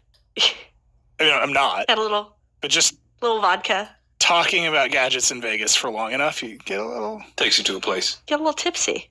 You get a little out there. Suddenly you're just smelling cigarette smoke and you don't know why. You're having a great time. I got a text from an unnamed former colleague, and all it said was, I'm jonesing for a Juul. And I realized that I have it in years. And it's just, I think my body expects nicotine in early January. Yeah. Because of CES. It's just gotten used to it. It's just, this is when you smoke, bro. Like, where are we at? Liam's what are you just doing? Vaping furiously. It's horrible. Don't vape, kids. Don't listen to us. Turn this off. Get out of your car and run away from us. AMD announced a bunch of stuff. Alex, take us through it. Yeah, they announced a lot of stuff. AMD, this is kind of a big show for them, and they usually save some really big stuff for it. One of the big things they announced is like a really fast mobile GPU, the RX 7600M. It's expected this year in 2023, and they're promising basically NVIDIA 3060 desktop performance in a laptop, which is like really, really nice. We're not quite at like 4K 100 frames per second, but we're definitely at that for 1080p. So, which is what a lot of laptops are at right now. So this is like gonna be pretty fast. It's a nice bonus, but we don't know what that power consumption is gonna look like and just how much battery life these things are gonna crush. I predict a lot. Yeah. AMD's gotten a lot better at this, but they're still not they're not Apple. Apple is just schooling everybody when it comes to power and performance. But not necessarily on the GPU side. Yeah, but I mean, kind of even in the GPU side, right? Like, it's not at the same level. An Apple GPU is not going to ever give you the same performance, or an Apple chip isn't going to give you the same performance as one of these discrete graphics chips. But it's still, like, the power consumption is still going to be a problem. This is still probably not going to be a 10-hour laptop. Right. I mean, I hope it is, but I highly doubt it. And then the other big news was new CPUs. New mobile processors. They've got, including one that's got a 16-core chip, which isn't quite as many as one of the newer Intel mobile processors, which has a 24-core chip. And it is very funny because these guys are still talking about cores, and Apple's over here being like, no, we don't even have to talk about that anymore. We've moved beyond that. Sorry, I'm using AMD time to stand about Apple, and I feel really bad about it. But the Apple... You're going to get called out for this. I am. But the processors are good. Well, I mean, it's interesting what they're doing here because it's only 16 cores, but it's not like Intel's kind of big little ARM style approach they're using on the new chips. Like, they're all 16 are all big cores, I guess. Or like it's like two full 8-core chips squeezed into one is what it's described as. Yeah. I think... what we're starting to see, and we're going to continue to see, is that AMD has gotten a lot of work out of Infinity Fabric, right? Like they've gotten a lot of play over the last 6 years out of Infinity Fabric, which has let them to just bolt GPUs and CPUs together, just bolt core after core after core onto these processors and get a lot of power. And everybody else has really started to pivot in this other direction, this big little core. And AMD is doing a little bit of that too across the board, but they're a little behind. I'm kind of worried. I know a number of people have talked to Lisa Su, the CEO, being like, are you guys falling behind again? Are we going to get another bulldozer in a year or two? And obviously she's saying no, they're not going to drop the ball catastrophically. And we're seeing a lot of work, like good work in that mobile space, right? Like the Steam Deck uses an AMD processor and their laptops have gotten a lot better, but they still got a lot of catching up to do. I would say they're still better than Intel for the most part. Like these processors are still going to be faster if you can find them in a product than the Intel processors. But a lot of people are really going, no, I want something that is fast and has really good battery life. I don't necessarily care about having the fastest thing in the world in a mobile chip. And how will they find it with these names? Like, because I feel like we haven't given enough credit. They changed the naming scheme for the processors this year. Oh my God, you don't like the names? So everything is a 7000 series this year, and then the third number tells you how good it is, and not the first number like it used to be. Yeah. Like you have to read a chart to figure out what the numbers mean now. Yeah, everything is I'll just read from Monica's post here. The potential star of the show is the, quote, Dragon Range Zen 4 Ryzen 9 7945HX. Rolls right off the top. This is their new naming scheme. I mean, that's the way they've always done it, though. No, yes, this is I'm what pretty they've sure picked. This is the same naming scheme, right? They've always had the first number is the generation. They changed it's always been numbers like this, but they changed the way that the numbers go. It's still 4 letters, and then it's still 4 numbers and then a letter. But the first number is the portfolio year, so it's 7 this year for 2023. The second number is market segment, so like the most powerful ones are 9. 1 is the one that you shouldn't buy. The third number is the Zen architecture, so like 1, 2, or 3. And then the fourth number is, I don't know what that fourth number is. I don't know. Feature isolation. I'm done. I've got nothing. It's a 5. Yeah. It's deeply confusing. The good news is the people who buy the chips directly to install in PCs directly will figure it out, right? If you're out there just like buying bare CPUs, you're gonna figure this out. Maybe. AMD had some problems with the wrong names on their CPUs during the press conference, as Tom Warren noted. They repeatedly called them the wrong thing. So what ends up in the laptop, you get no assurances. So AMD, hopefully by the time they arrive on store shelves or your favorite online retailer, they'll figure it out. There'll be charts, whatever. It's the companies, it's the OEMs need to figure this out and then market the chips appropriately. At the same time, I think, is this AMD chip faster than that Intel chip? Impossible for the regular person to know at this moment in time, especially to Alex's point. Well, impossible to even test. Yeah. Like for the mobile chips, it's a toss-up because you can't do just an apple to apples. Nobody's going to be making the exact same laptop and just switching out processors anymore. Yeah, that said, enough of the laptops at CS are basically using the same chips and the same, like the features that we're competing on, which very much echoes the TV conversation. Like everything has gotten to a place of like being good enough for samey enough that we're now differentiating on absolutely bonkers features, which brings me, sorry, I can't be talking about Ryzen chips when Lenovo is out there. Lenovo has a bunch of stuff. Lenovo has a new ThinkBook, which with modular accessories like an LTE module, a webcam light, all this other stuff. A cool new all-in-one with like a really neat stand. Looks they gorgeous. made a phone, the ThinkPad phone, which none of this matters. The only reason that we're doing this show today is the YogaBook 9i, not the e-ink tablet. Their weird Kindle Scribe that no one will buy except for Alex. It's the YogaBook 9i, which is a dual screen laptop that has a stand that lets you stand both screens up in portrait configuration, and then like a removable keyboard that comes with it, and then just you got to watch the video. Go watch the video. Monica's like over the moon about this thing. It looks so cool. It looks like They've done this iPads. before. Yeah. Yeah, like this. I'm really excited because we've been seeing this exact like concept for years. For a while, you couldn't go to a single meeting with AMD or Intel without them showing off a concept like this and being like, dual screens are coming. Microsoft was doing it too. Everybody would have these big meetings and they would show off this exact concept, but janky as hell. And this is like slightly less janky. Dual 13.3-inch OLED touchscreens.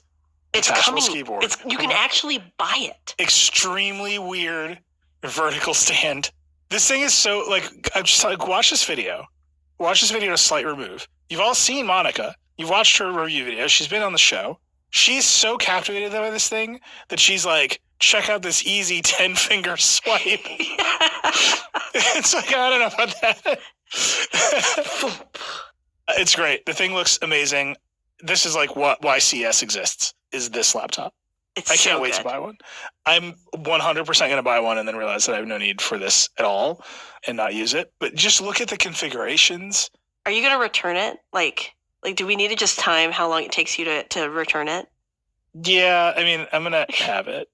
I just like look at it. You can open it and then have both screens in portrait. So you like turn it sideways.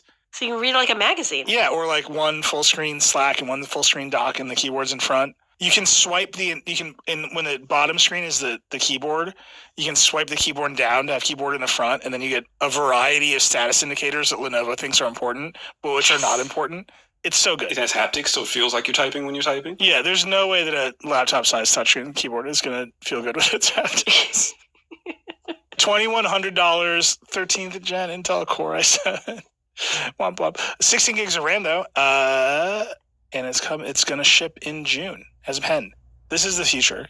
Whatever e-ink nonsense you think, you love it. I think the most exciting thing about it is that the case and the pen and the keyboard are included. Yeah. That was the part I was like, done. It's a steal. How can you afford not to buy a Lenovo Yoga? Instead of $2,500, it's $2,000 for everything. Beautiful. I can't even get the name right. I'm so excited about it. How can you not buy a Lenovo Yoga Book 9i? In the market for a Bluetooth keyboard? Have you considered the Lenovo Yoga Book 9i, which comes with a full laptop with dual 13.3-inch OLEDs? I want it so badly. It's like, when I'm like, I kind of miss not being at CES, like the sensation of walking into a hotel suite that has been arranged to display hundreds of laptops in like weird breakout boxes for TVs. I can smell that room. You can smell the that crackle coffee. of old coffee. Yeah. Yes. That one little fruit salad in the corner, kind of getting a little old. It's beautiful. No one ever eats the fruit salad. I'm envisioning getting on a plane with this and pulling out my dual stack OLEDs in front of me that reach above my head. Yeah. And I'm not. No, first what you do is you walk up and down the aisle of that plane, finding the one dude with the Samsung Galaxy Fold who's hot shit. Because that person is on every plane now. There's one dude with a stylus in a Galaxy Fold who's like, ho, ho, ho, right? And then you pull out your yoga book, just full vertical unfold. You throw your keyboard in his lap. You start typing with your foot while you hold that thing up like a scroll. Don't even sit down. If I'm ever going to get kicked off a plane, that's how I'm going out. I'm not doing any of this, like, comfort animal stuff. I'm doing it. Okay, we want to know about this laptop. What are they on about? Are they on about this laptop, are they? Okay, dude, the laptop. The laptop. We want the laptop, and we got the laptop. Laptop. News. Laptop. Cheap. CPU. Poopala, poopala, blah blah.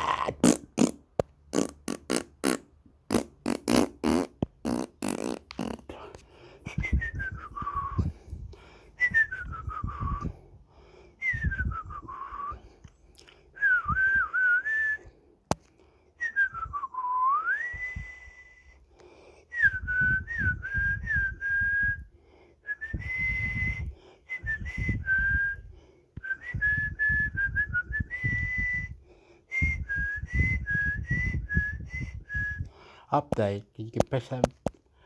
How can I look update? What update? Update, mate. Kapak, mate. Matu kalu balu pula pala. spit it on my... No, you not do that to me.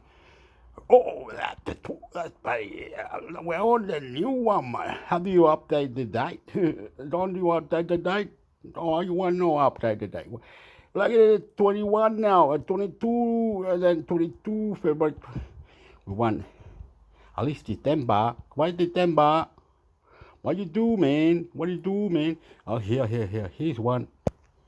Prio January and Almalo, Palelo, Pupa. Windows 11 to 2023 23H2 Update Release Date and Feature News Tech Advisor. Microsoft has already added lots of new features to Windows 11 since its initial release in late 2021, and it looks like more is on the way in 2023. Plenty of new functionality was added in September's 22H2 update before File Explorer tabs finally arrived in a subsequent October 2022 update. It looks like this will be the way forward for Windows 11 frequent, smaller updates rather than one big one each year. Here's everything you need to know. When will Windows 11's 23H2 update be released?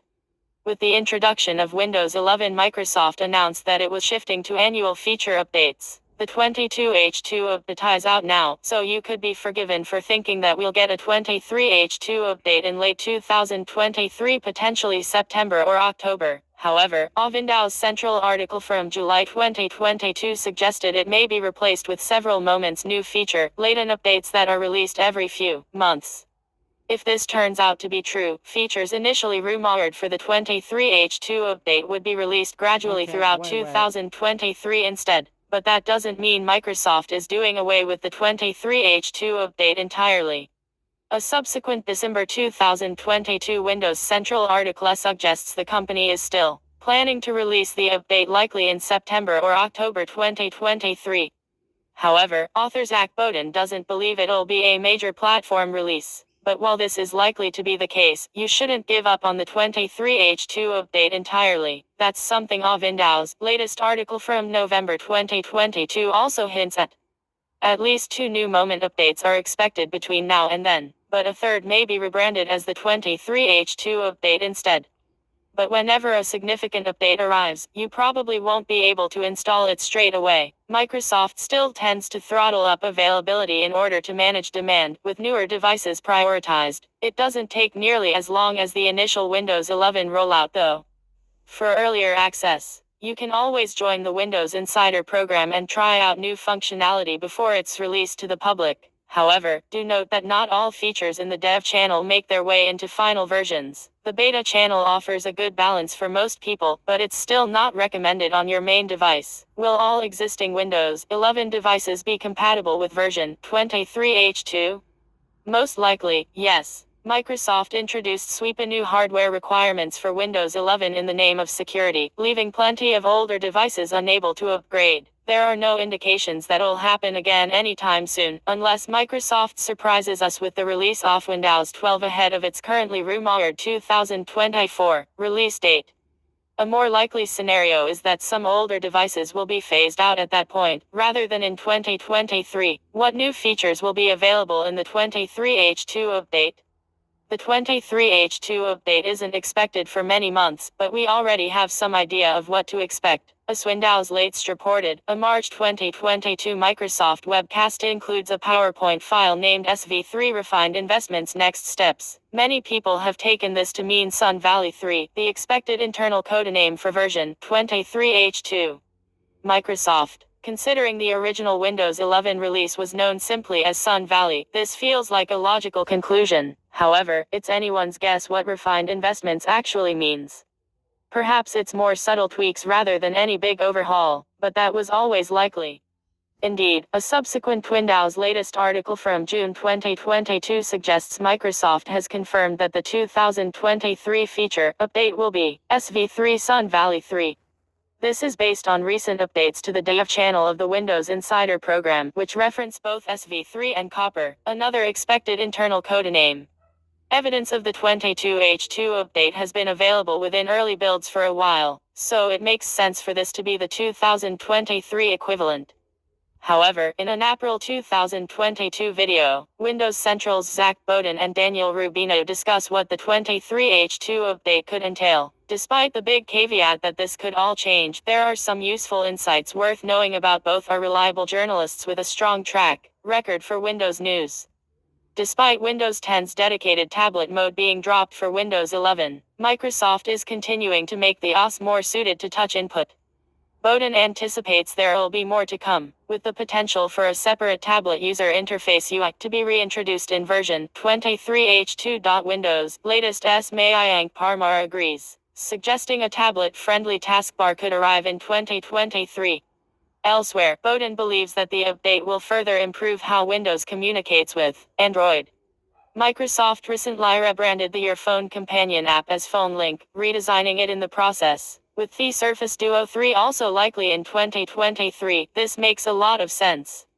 Bowden also believes version 23H2 might be when we'll finally see a system-wide dark mode. This was originally intended for the first release of Windows 11 in 2021, but there's no suggestion it'll arrive this year either. Later in the video, Rubino suggests 2023 will be a big year for foldables running Windows 11. That might not include a portrait Surface Duo, but Microsoft will be keen to optimize the operating system for a variety of different form factors. A separate Windows latest article discusses another potential 23H2 feature. As Microsoft subtly revealed at its April 2022 event, the option for app folders on the Windows 11 desktop looks to be on the way. With no rumors suggesting it'll arrive in the 22H2 update, this could be something we'll have to wait until 2023 for. Of course, a subsequent Windows Central article suggests these features will be delivered throughout 2023 rather than all at once in the 2023 update. But no other specific features were revealed at the same time. Looking further ahead, it seems we could be getting Windows 12 as soon as 2024.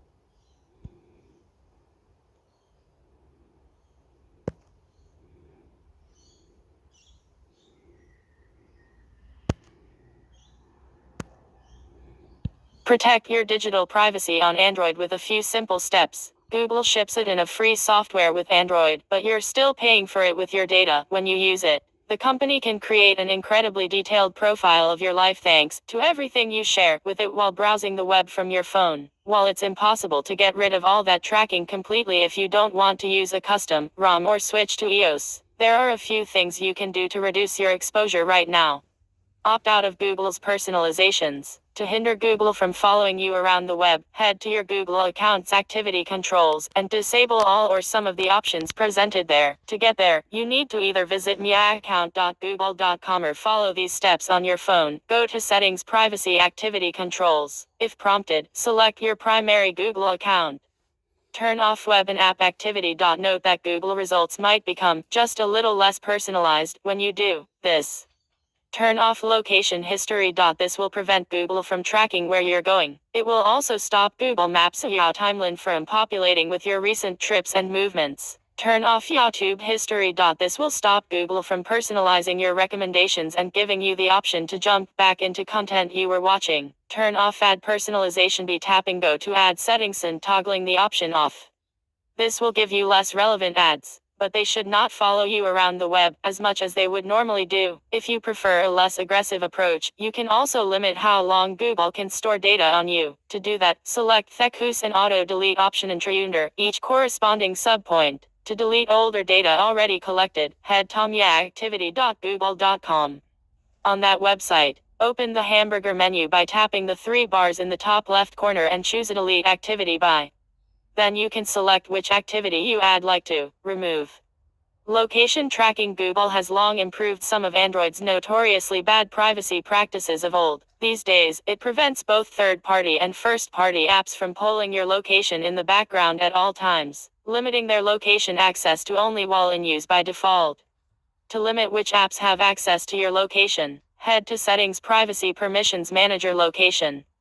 Depending on your handset, the path to these settings might differ slightly. You can alternatively search for location in your system settings to get to the section. In the Location Permissions Manager, you'll find a list of all apps installed on your phone. You can individually set location tracking limits for each by choosing a tier: allowed all the time, allowed only while in use, or denied. While most apps don't ever absolutely need your location, some of them offer added benefits when they have background access. That's the case for navigation apps and weather widgets that update to display the conditions at your current location. On some older Android versions, you'll have to choose between always allowing and always forbidding location access with newly in use option. You should carefully assess which apps you trust and check what you really gain from sharing your location with an application. In a hotel booking app, for example, you probably won't search for accommodations in your current vicinity and most likely won't need to give it access to your location. Other apps allow you to set your address manually, too, like weather apps or food delivery services. They offer the same functionality with the minor inconvenience of typing in your address. Turn off backups. To prevent backups from being saved to Google's servers, head to Settings, System Backup. There, you can toggle off backup to Google Drive. However, when you do this, none of your precious data like your contacts, numbers, or SMS chats will be automatically restored when you lose or break your phone, so be cautious about saving this data somewhere else. You'll also need to manually sign back into apps you've used on your old phone. You'll lose custom device settings including Wi-Fi passwords, and your photos and videos won't be backed up. Assess carefully whether having some peace of mind regarding this data is worth a privacy trade-off or not. You can consider switching to a privately hosted server using SoundCloud or similar open-source solutions to sync your files and back up your data instead. Use third-party software when possible if you don't want to get tracked by Google. Consider using third-party software over Google's pre-installed apps as much as possible. There are tons of email providers, cloud storage solutions, note-taking apps, and navigation systems out there that don't rely on Google software, like Microsoft Outlook, Dropbox, Bundled Notes, or Evernote, and Osman based on OpenStreetMap, an open-source Google Maps alternative. If you want to go all in on privacy, you should consider going for open-source replacements only. That's no guarantee that your data is safe, but the service's code is mostly peer-controlled and often not in the hands of one single company. Here are some great open-source alternatives for common Google apps. Some Google apps can even be safely deactivated by tapping and holding their icons in the app drawer or home screen, tapping the E button, and choosing Disable. Be careful with this, though, as a few like Google Search are necessary to keep your phone up and running.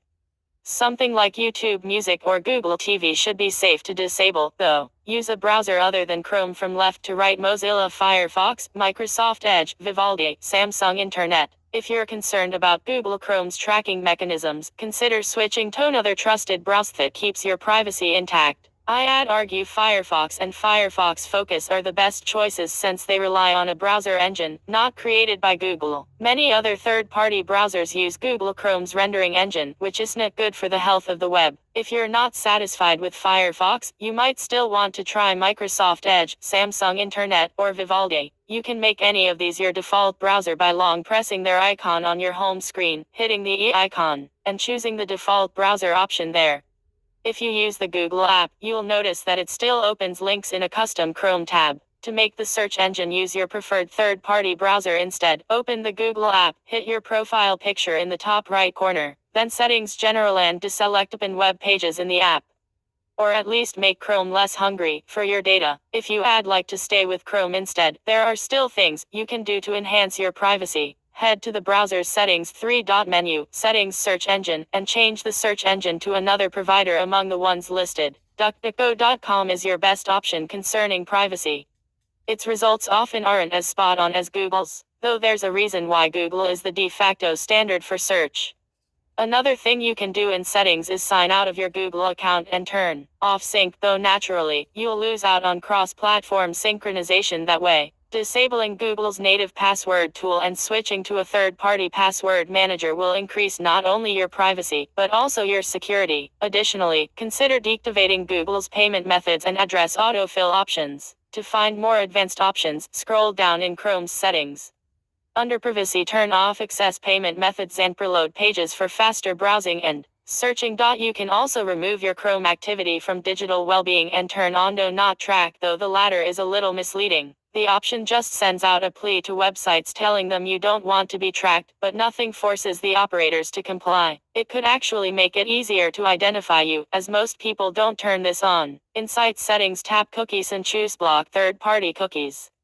This should be enabled by default, but just double-check that it's the case. That way, you can stop some third-party tracking cookies from websites you've never even opened from following you around the web. Some features like saved sign-ins to the comment platform Disqus, which we use here on Android Police, could break along the way, though you'll have to manually allow Disqus cookies to make comments function seamlessly on many sites again. You should also turn off light mode. While it does save some of your precious mobile data, it achieves that by sending an encrypted HTTP website queries through Google's servers. Encrypted HTTPS websites aren't affected by light mode in the first place. Don't trust incognito mode. Contrary to popular belief, any browser's incognito or private mode only goes so far when you want to stay low profile online.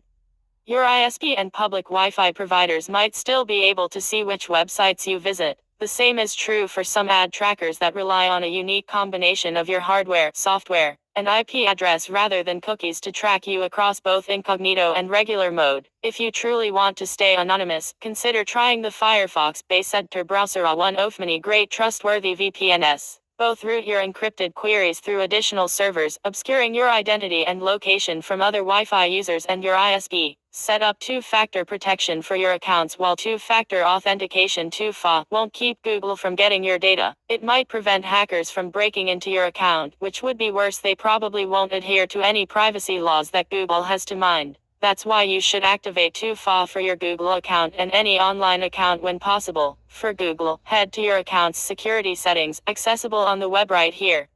Look for the two-step verification entry and activate it. You'll then have to enter a second piece of information in addition to your password whenever you log into a new device. You can choose Trusted Phone's authenticator apps, phone numbers, and backup codes to do that. Many other services, like Microsoft, Facebook, Twitter, Reddit, password managers, and Slack also have 2FA options. They're available in these services' security settings.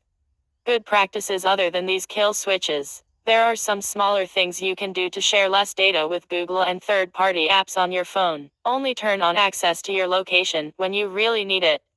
That will save you a little precious battery life, too. On most Android versions, you have a shortcut for that in your quick settings by swiping down the notification panel twice. Check which of your apps are device admin's settings apps and notifications advanced special app access, device admin apps. Find My Device and Google Pay are among those that usually get this permission by default, but if you don't use the Payments app, you can deactivate it. Just don't forget to reactivate it if you do decide to use the app. Check the permissions you've granted your apps under Settings Privacy Permission. Manage and deactivate those you don't need. And don't worry, when an app absolutely needs one to work properly, it'll nag you to activate it again, so it's pretty foolproof. Avoid using your Google account to log into third-party apps. Create individual new accounts instead, complete with their own unique passwords. It's best to use a good and trustworthy password manager to accomplish this. Last but not least, consider doing a security checkup. Google will walk you through unused logins and third-party apps with access to your account and ask you whether you still need them. That won't help you keep data away from Google, but at least your information isn't spread even further. Custom ROM. One surefire way to avoid being tracked by Google altogether is installing a custom ROM without any Google apps on it. Despite Android's open source nature, that's still difficult to pull off though. Many apps rely on Google Play services, which provide essentials like push notifications and location data. With a bit of tinkering, these are all issues that you can overcome, though. However, just because custom ROMs are open source doesn't mean that someone went looking for malicious code in the source. You should stay away from obscure forks, and you should absolutely preface any custom ROM installation with research. Google promises not to sell your data to third parties and would face severe consequences if it did, because so many people, businesses, and governments rely on its services. An individual ROM developer distributing free software to a few people is much harder to keep in check and unfortunately, doesn't have the same resources as Google to provide top-level security. All in all, it's challenging to shut off tracking altogether. A good VPN will help obscure most of your internet traffic, but you probably shouldn't be using a smartphone in the first place if you're really paranoid. However, even when you want to profit from all the advantages internet-connected technology has brought us, you can make some choices that help you become less transparent on the internet, and that's at least something.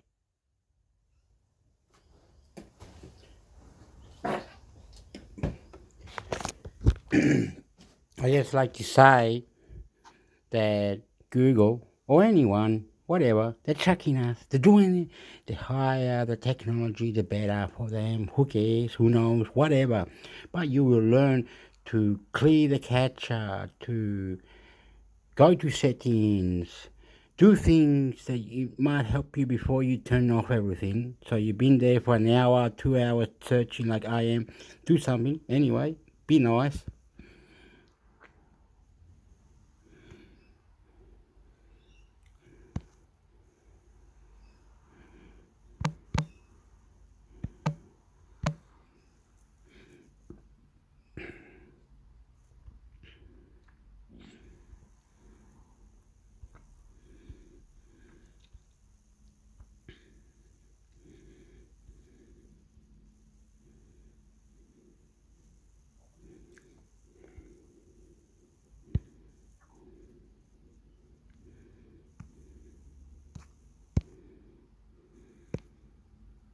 Samsung is gearing up to surprise Galaxy S20 owners with a major One UI 5 update. Samsung is gearing up to surprise Galaxy S20 owners with a major One UI 5 update. The 2020 flagship series may pick up One UI 5.1 in the future. Last year, Samsung promised to release up to 4 generations of Android OS upgrades for its recent Galaxy smartphones, ranging from the Galaxy S22 series to the Galaxy S21 FE and Galaxy Tab S8 lineup.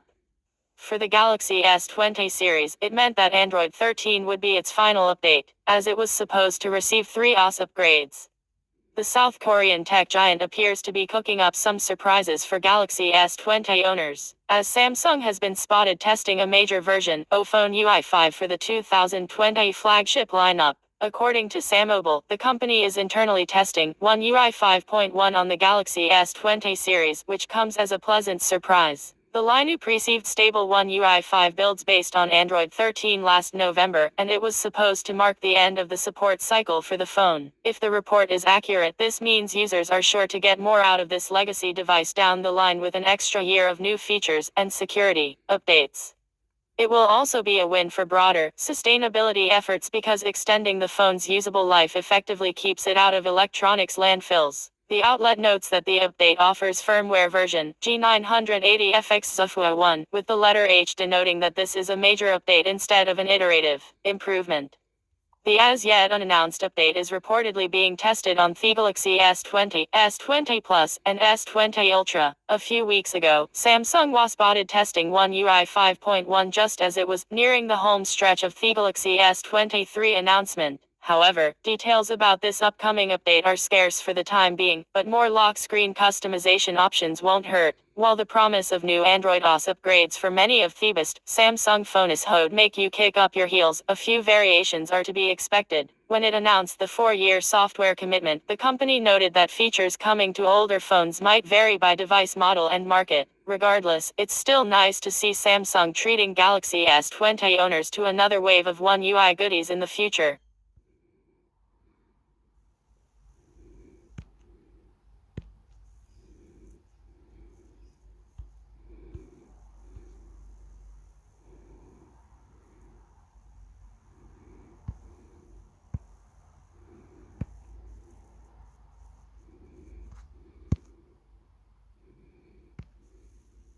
Android Auto finally has an audio progress bar headed your way. Android Auto finally has an audio progress bar headed your way, seeking a head-read update in testing since summer 2022. Android Auto users have eagerly awaited a long-promised visual redesign, and it finally started rolling out this month after loads of beta testing. Codenamed Cool Walk, the visual refresh was a big talking point for Google at CIS 2023. That's not the only quality of life improvement coming to Android Auto, though.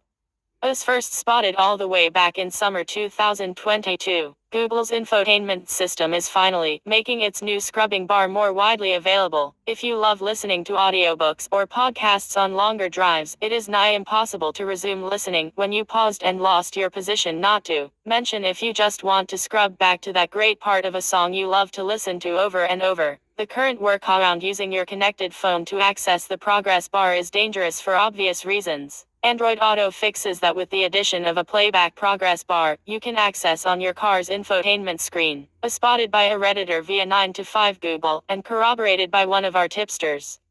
It is a big step up from the dated controls, which only allowed restarting a track or skipping to the next one, and it's been long in the works. Google was first spotted experimenting with it back in summer 2022. Thanks, Moshe. The new linear progress bar replaces the circular one outlining the play/pause button, and is seen in all music playback apps compatible with Android Auto. However, the rollout appears to be a gradual one, with only a handful of reports from users at the time of writing. It's possible that the Cool Walk design upgrade is what triggers the new scrubbing bar for many people, even though these features are introduced separately from each other. This feature addition could give Android Auto the leg up over Apple CarPlay on the customizability front, although they are beginning to look rather similar in practice. The latter still lacks widespread support for a seek bar. Hopefully, Google rolls out this essential change to people stuck using older versions of Android Auto, too. Update, January 16, 2023, 11:55 Estate by Manuel Vanau. In testing since summer 2022, we've updated the article to include that the new scrubbing bar has been in testing since summer 2022.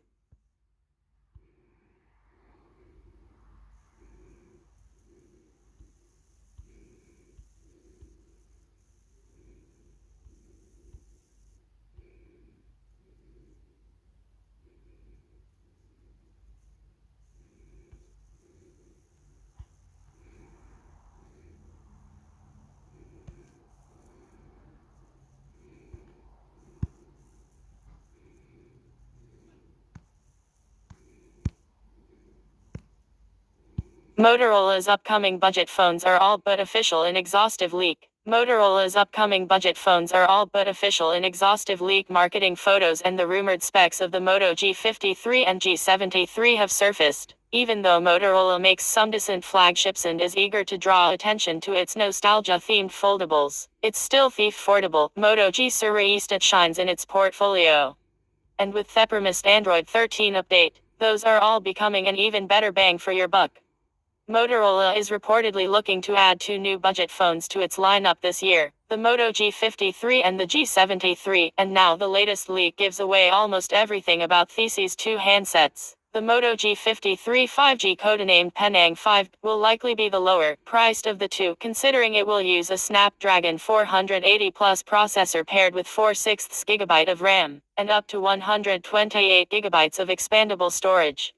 It should come with a 6.5-inch 720p LCD, which is a downgrade from the Moto G52's 1080p OLED panel. On the plus side, though, the G53 will offer a 120Hz refresh rate and run Android 13 out of the box. Leaked marketing renders show a centered hole punch on the front, a fairly prominent chin bezel, and a rather flat back and frame. Other hardware is tipped include a 5000 mAh battery that charges with a paltry 10 watts adapter, a rare 3.5mm headphone jack, stereo speakers, a 50MP/1.8 primary camera that supports 4 to -1 pixel binning, and a basic 8MP selfie camera. The Moto G73 5G, codenamed Devon 5, meanwhile, should be armed with slightly more capable hardware. While it will stick to a 120Hz LCD, it will get a better resolution of 1080p for higher pixel density. It will run a MediaTek Dimensity 930 along with up to 8 GB of memory and 256 GB of expandable storage. The Moto G73 will also get the same 5000 mAh battery as its cousin, but with support for Moto's faster 30 watts turbo power charging. As for its cameras, you can expect a higher Raise 16MP sensor on the front and a secondary 8MP camera on the back, alongside the 50MP main shooter. It is quite difficult to tell the Moto G73 and the G53 apart from the renders included in this leak, as they share the same design language and dimensions. As far as the authenticity of these renders by Tech Outlook goes, it's probably likely we're not looking at anything too far off from the real deal here, considering the outlet correctly predicted how the recently launched Motorola ThinkPhone appears. While this source reveals a ton of info about the Moto G53 and the G73, it still doesn't reveal when these phones will get to see the light of day, nor at what price. With certification paperwork from several international agencies already lined up, launch day doesn't sound like it shouldn't be too far away. But if you can't wait that long and want a phone that won't break the bank right now, there are plenty of good options among the best Android budget phones that you can go for.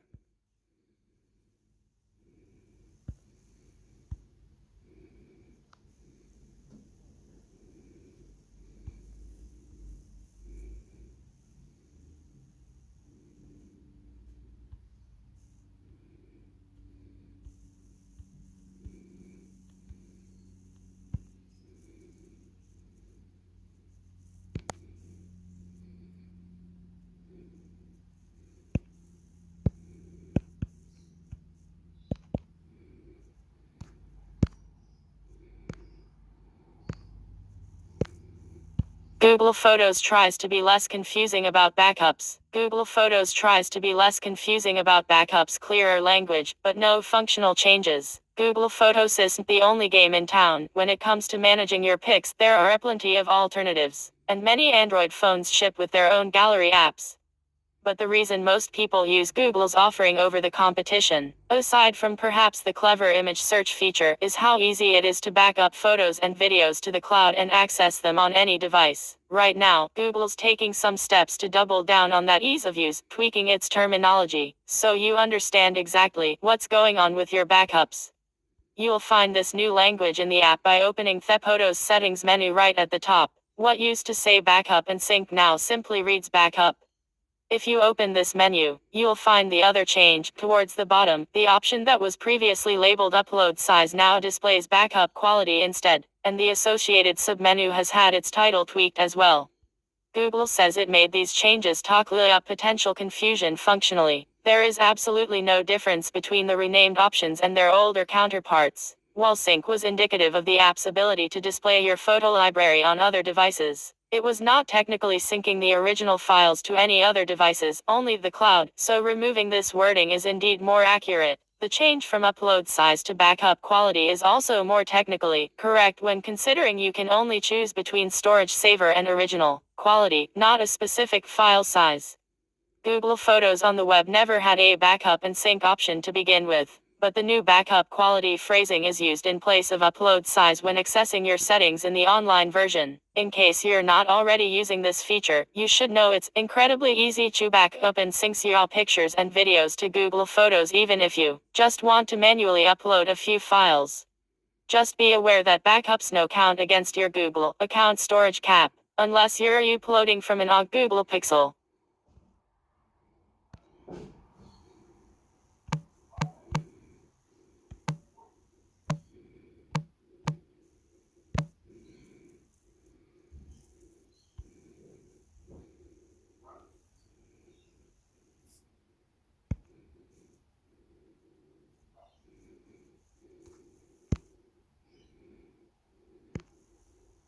Android 13 is rolling out to all Windows Insiders. Android 13 is rolling out to all Windows Insiders. Windows subsystem for Android gets an update. Microsoft made some interesting promises with Windows 11, one of which was support for Android apps, and so this support arrived several months after the OS launched.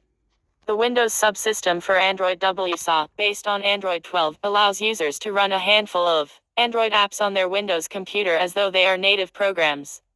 After a rather short period of beta testing, we are happy to report WSA users can soon upgrade to Android 13. Late in December, we reported that Microsoft quietly began beta testing for the WSA Android 13 upgrade. You could only run the beta if you were a WSA Preview program member running a Windows Insider build of the OS. The Android 13 update is now rolling out to all Windows Insiders via XDA developers, even those who aren't Preview program members. However, a worldwide rollout remains impossible because WSA is limited to Insiders at present, which only supports a handful of countries, including the US. Version 2211.4000.11.0 of WSA packs 7 key improvements and a few changes enhancing system stability. Most of the changes aren't user-facing, but after installing the update, you could notice faster boot times, better clipboard stability, and simpler application resizing. Remember that you cannot install apps from the Google Play Store on your Windows 11 computer after you install WSA. The system is reliant on the Amazon App Store, with an admittedly smaller collection of apps. To install the update on a compatible machine in one of the supported regions, just visit the WSA listing on the Microsoft Store linked below. If you find a few straggler bugs in the Android 13 build, you can always use the Feedback Hub to let Microsoft know about your experience.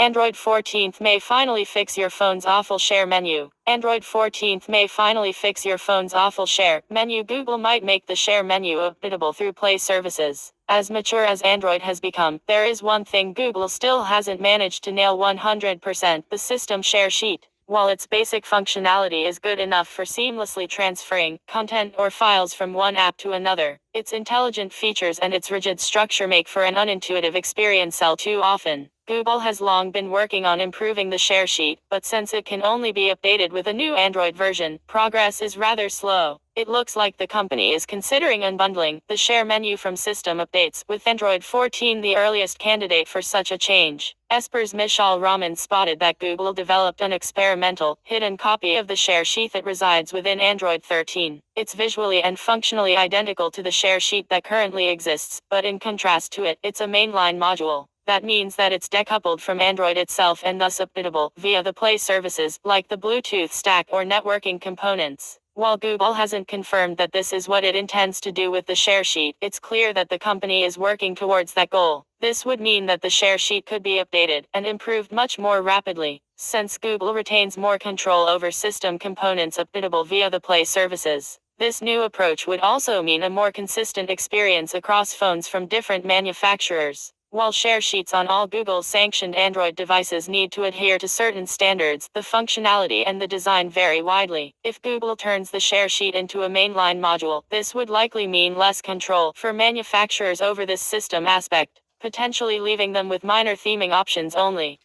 This could have another benefit as it makes it easier for customers to switch between phones. The most likely candidate for this feature is Android 14, though given that we don't have a beta or even a developer preview of it just yet, it remains to be seen whether Google manages to ship this new approach to the system share sheet with the next version of Android.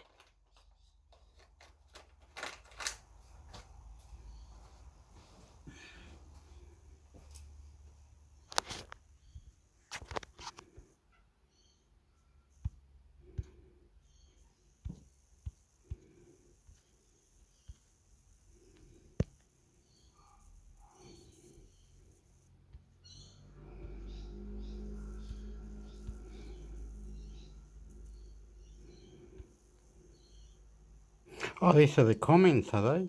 The comments, Hector. You can't read this with your phone. No, if I press to the phone, it'll read all that, Hector. Amigo. Okay. We just go like this. Very softly. You stop at any time. Do you know about this shit? You load more. Stop at any time.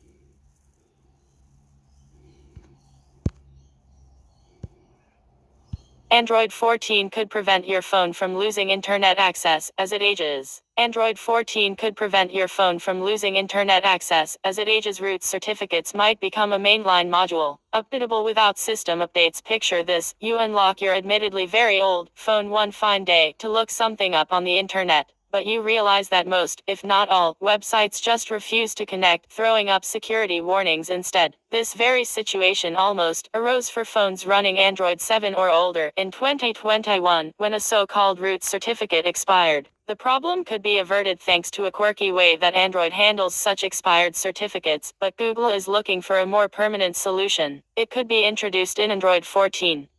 As Esper.io's senior technical editor, Mishal Raman spotted in the open-source Android code, Google is working on a new mainline module that will make it possible to update root certificates on the fly. Right now, root certificates are updated as part of full system updates, which rarely make it to older devices that could run into the risk of getting into outdated root certificate territory. Rather than being part of the system package itself, the new certification module can be updated via the Google Play services. This allows Google to push updates as they are needed, making it possible to keep devices connected to all websites you can visit on the internet. It's similar to how many components of Android have been set up for a while, including Bluetooth. This new approach is also good for another reason.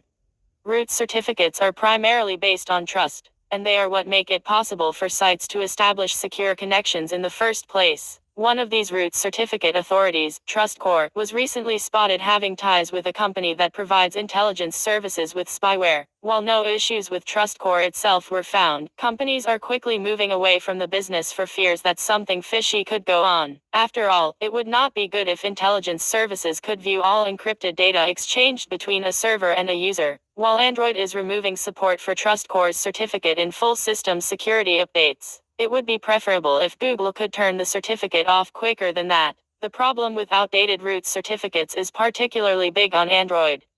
Here, most apps and browsers rely on the built-in root certificates to verify secure connections, while on Windows and macOS a lot of applications have their own updatable root certificates bundled in. In fact, Chrome only recently introduced a root store of its own, which is the name for the place root certificates are saved to. On Android, a prominent example of an app that does rely on its own root store is Firefox. That means the browser would continue working on older Android phones no matter what, even if a system root certificate is expired. Thankfully, the next big root certificate is only due for expiration in 2035, so we don't have to expect an issue like the one with Android 7 in 2021 anytime soon.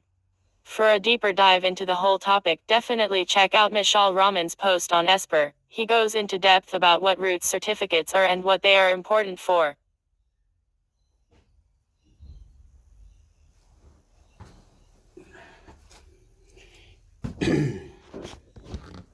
Who does that? They explain into depth about. Check out Mishal Rahman. Who the hell is that?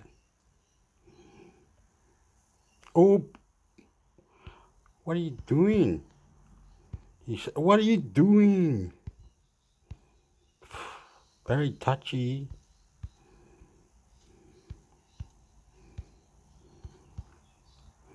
Just wanted that name. If you. Okay, you won't do it. You're just playing around, eh? Fucking dickhead.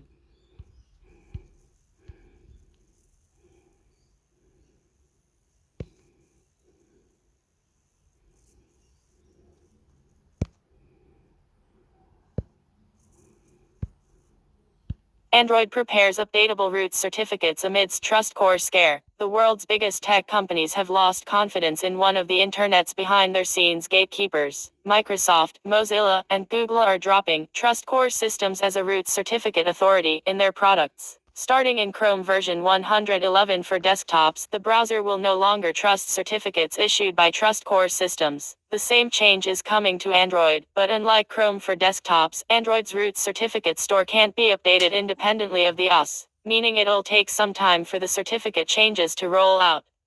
Thankfully, that may no longer be the case in Android 14, as Google is preparing to implement updatable root certificates in the next release. The root of Android's root certificate problem. The internet is built on trust. Billions of people go online every day without realizing how many layers of software and services they have to trust to do the right thing.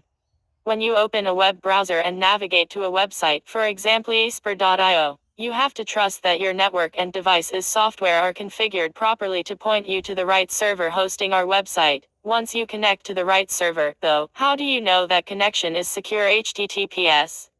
Your browser has to establish a private connection so that data can be encrypted in transit TLS, but it can only establish that connection if it trusts the site's TLS security certificate. There are over 1 billion websites established on the internet though, so maintaining a comprehensive list of trusted security certificates is nigh impossible. Instead, web browsers and operating systems rely on a chain of trust to validate a site's security certificate. The security certificate for websites that end users connect to is validated by a service called a certificate authority CA. That CA might only be an intermediate in the chain of trust though, as the cause owned certificate may have been validated by an entity even higher up the chain. At the highest level are root CAS, whose security certificates establish the root of trust of the internet. The security certificates of these root CAS are usually trusted by major web browsers and operating systems because the entities that created them ostensibly guard their secrets well, and at some point, the chain of validations has to end somewhere. For Spur.io, the chain is as follows. Our website's security certificate was signed by Let's Encrypt, a free, non-profit certificate authority, whose own certificate was signed by the Internet Security Research Group (ISRG). Each operating system has its own built-in root store, a list of trusted root CA certificates, and Android is no different. Android's system root store is what apps default to when trying to verify certificates, when they try to establish a secure connection. With Android 9, Google made it so apps had to explicitly opt in to enabling clear-text traffic HTTP for specific domains. This means that most apps today use TLS for all internet connections, and they use the system root store to handle certificate verification. Some apps on Android configure a custom set of trusted CAS on top of the OS's built-in root store, limit which certificates to trust certificate pinning, or trust additional certificates not included in the system root store.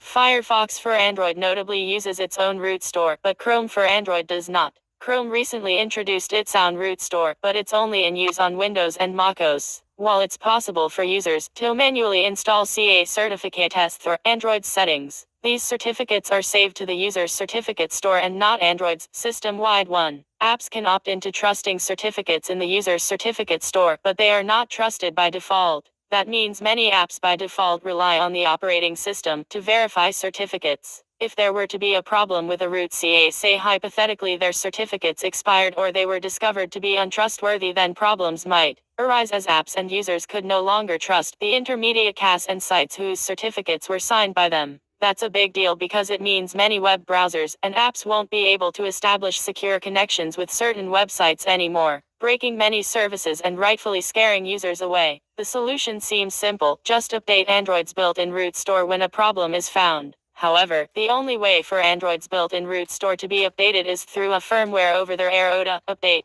And if you know anything about Android, it's that getting a necessary firmware update out to every device that needs it is a challenge. A broken chain of trust. Both of the hypothetical problems I mentioned earlier have actually happened, and on numerous occasions too. We'll look at 2 case studies that exemplify the problems with non-updatable root certificates on Android. Case 1. How Let's Encrypt narrowly avoided disaster when a certificate authority creates a new root certificate, one that isn't signed by another CA. They're usually made to be valid for quite a while, often several years or even more than a decade. The reason is that when they expire, they can cause a cascade of certificate invalidations down the chain. Take the ISORG's Root X1 certificate as an example. It's valid until June 4, 2035, so by the time it expires, we'll have run out of letters in the alphabet for Android to base its dessert name on. New root certificates aren't immediately accepted by most major operating systems and web browsers, as it's up to each individual project to determine whether to accept the new certificate in its root store. For example, the ISORG Root X1 certificate was generated on June 4, 2015, but it wasn't added to Android's built-in root store until Android 7.1 released in October 2016. That might not sound like that long of a gap, but the problem is that Let's Encrypt would have had to wait nearly a year and a half for Android devices to come on the market that would trust any certificates signed by ISORG Root X1. Considering that Let's Encrypt was created for the sole purpose of getting as many websites to support HTTPS as possible, it wouldn't be viable for them to start off by issuing certificates signed by the ISORG Root X1. Instead, Let's Encrypt did what many new CAS commonly do: get another CA to cross-sign their certificate. In October 2015, Let's Encrypt received cross-signatures from Identrust, a CA whose root certificate dstreet root CAX3 was already widely accepted by most major platforms, including Android AdSense version 2.3.6. That let Let's Encrypt immediately start issuing certificates that would be trusted by most Android devices. The problem, however, is that the dstreet root CAX3 certificate was going to expire on September 30, 2021, meaning after that date, devices running Android 7.0 and lower would no longer trust certificates issued by Let's Encrypt. That would have broken a load off sites and services, considering how popular Let's Encrypt is. We use them as our own CA. And how many users have outdated Android phones. Let's Encrypt raised alarm bells about this issue about a year before dstreet root CAX3 expired. Fortunately, Let's Encrypt quickly found a solution. They came to an agreement with Identrust to cross-sign the ISORG Root X1 certificate with dstreet root CAX3. This means that any certificate issued by Let's Encrypt that's signed by ISORG Root X1 would also be trusted on devices that trust dstreet root CAX3, including devices running Android versions 2.3.6 to 7.0. This only works because, according to Let's Encrypt, Android, as opposed to other platforms, intentionally does not enforce the expiration dates of certificates used as trust anchors. As a result, Android devices with dstreet root CAX3 in their root store would continue to trust certificates signed by it even past its expiration. But isn't dstreet root CAX3 expiring? The self-signed certificate, which represents the dstreet root CAX3 key pair, is expiring. But browser and OS root stores don't contain certificates per se, they contain trust anchors. And the standards for verifying certificates allow implementations to choose whether or not to use fields on trust anchors. Android has intentionally chosen not to use the note after field of trust anchors. Just as our ISORG Root X1 hasn't been added to older Android trust stores, dstreet root CAX3 hasn't been removed. So it can issue a cross-sign whose validity extends beyond the expiration of its own self-signed certificate without any issues. Josh Ez and Aaron Gable. Let's Encrypt. This change allowed Let's Encrypt to seamlessly support users on older Android devices after D-Street Root CAX3 expired last year, but this support will eventually end on September 2024 when their cross-sign agreement with IdenTrust ends. After that date, older Android devices will see certificate errors, though by that point, the impact on users will be minuscule given 90.4% of all Android devices are on Android 7.1 or later as of August 2022, and that percentage will only get bigger as we approach September 2024. While it's great that Let's Encrypt found a solution, they averted disaster only because of a quirk in the way Android handles expired root certificates. This would have never been a problem if Android had a mechanism to update the root store outside of OTA updates. Although the D-Street Root CAX3 expiration affects more platforms than just Android, Let's Encrypt called out Android specifically because of how much more impactful the expiration would have been had they not found a solution. Case 2. How TrustCore Lost Trust. TrustCore Systems is a certificate authority registered in Panama that recently came under fire after security researchers alleged it had ties to an organization that distributed a spyware SDK to U.S. intelligence agencies. The accusations, coupled with the organization's lackluster responses to security researchers, caused trust in them to collapse, even though no specific allegation of wrongdoing was proven, such as issuing a certificate they should not have. Trust is paramount in this system, and losing that trust is a death knell for any CA. In response to this news, Microsoft, Mozilla, and Google announced that they are dropping TrustCore's certificates from their respective root stores. Google in particular, however, only announced that they are removing TrustCore's certificates from the Chrome root store, which, as mentioned before, is only used on Chrome for Windows and macOS. They are dropping these certificates from Android's root store, however, as shown by these OSP code changes. However, removing these certificates from Android's root store will require an OTA update to be rolled out, which means it could take considerable time for this change to arrive, if at all, on many devices. The upside is that, according to security experts from the Graphene-OS project, the removal of the TrustCore CA should have very little impact on web compatibility due to this CA barely being used by anyone other than a specific dynamic DNS provider. Still, the TrustCore scare shows that Android needs a better way to update its root store, especially since it's not the first root certificate to be removed over suspicious activity. Other casts that have been blocked in the past include Ecnic Vosign and Startcom. Fortunately, Google has been working on a solution to this problem, and it uses a familiar mechanism, Project Mainline. Updatable root certificates coming soon. With the release of Android 10, Google introduced said Project Mainline, an initiative that modularized system components into packages, .app or .apex, that could be updated independently of the rest of the OS. Android 10 launched with 13 modular system components, and each subsequent release introduced additional modules. For example, in Android 13, Google turned Android Auto Bluetooth and ultra-wideband stocks into modules. One of the original modules that Project Mainline introduced was Conscript, a module that provides Android's TLS implementation. According to code changes recently submitted to OSP, Android's Conscript module will support updatable certificates. These code changes haven't been merged yet, but they show how the feature will work. The Conscript module will contain a copy of Android's root store, which the system will now default to reading from. Since Apex packages are updatable through Google Play, this means that the root certificates can be modified by updating the Conscript module. This will allow Google to bypass EMS and carriers and push out updates to Android's root store themselves, at least on devices with GMS. It isn't clear when this change will roll out, but it's likely that it'll first be widely available in Android 14. That's because the change requires an update to the System Certificate Source API, which is not part of any modular system components and thus requires an OTA update to modify. Such a change could technically arrive in Android 13 QPR2 or QPR3 because modifications to non-public apps are allowed after the API freeze. But I doubt Google will introduce this change before Android 14, considering that few devices outside of Pixel ever see QPR updates.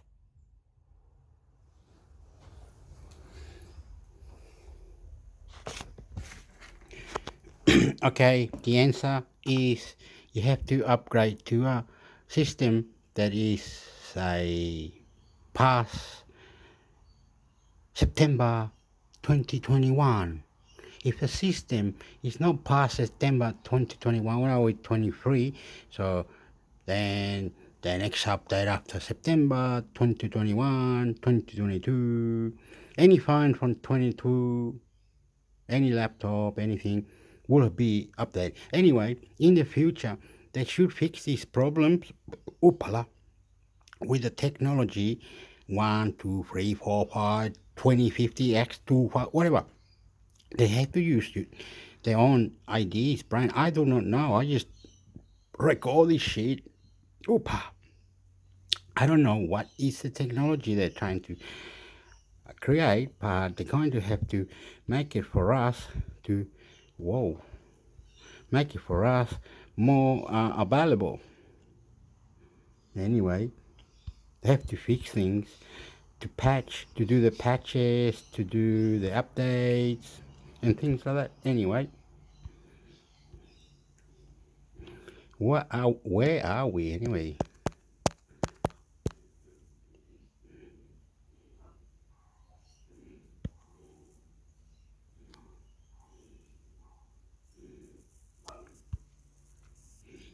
Andrew Boyd, by the Andrew Boyd podcast.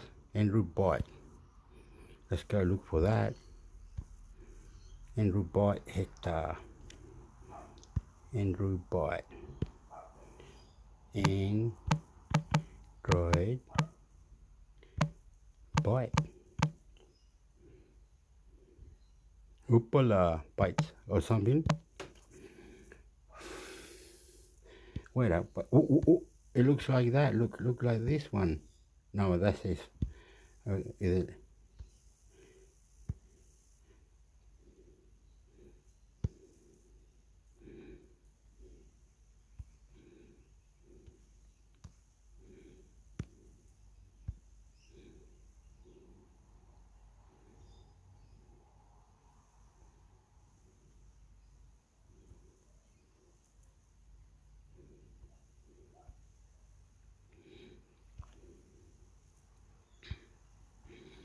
Wait up. I'm getting confused here. Looks like that one that I'm good, but I never know. But you already did that, Hector. You already did that. It's just you don't like it. What do you mean I don't like it? I mean, you go back, man. Type it again, man. It's doing the Andrew Boyd together, is it? No, I don't think so. Maybe.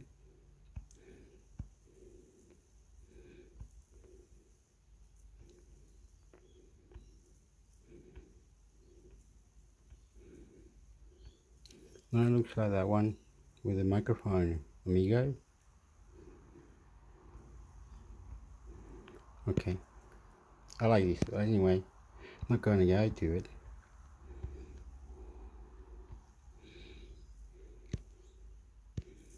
All right. I also have a bit of a cold, so I Good. We were doing like artificial street sound from speakers. You know, I was like, oh, let me go outside. And then I was like, there's no wind outside. I can't test wind. Google sent me a list of things that it should be able to cancel. But again, like when we were on the call, it basically sounded like it was canceling already. And then we realized that it was like, okay, call me back with it off. Let's see how it sounded. And it sounded identical. I don't know what I'm listening to if it sounds the same when it's off or on. So, I mean, that's not good. It's not great. But it's also interesting because Google really never talked about what clear calling is. It's not a different codec. It's not like HD voice or some wideband audio improvement. It really does appear to be sort of a AI-based noise cancellation tool that works in addition to everything else that suppresses background. Support local industry. Go buy $300 worth of marijuana. Hopefully, yeah, that's my favorite of the four. I will say the green is not my least favorite. My least favorite is that beige. It's not beige. It's cream. Beige is like skin, like not skin tone, but like my I just skin don't tone. like light-colored phones because they end up showing everything so much easier. Yeah. Well, I don't disagree with you, but I don't. Yeah, it's fine. I mean, I bought one of the like rare, quote, rare red Galaxy S22 Ultras last year. And every time I take it out of a case, I'm surprised anew that it's red because I so rarely see the color of the phone. and I don't use the S Pen, which is also red very often. So yeah, color on your phone matters very little.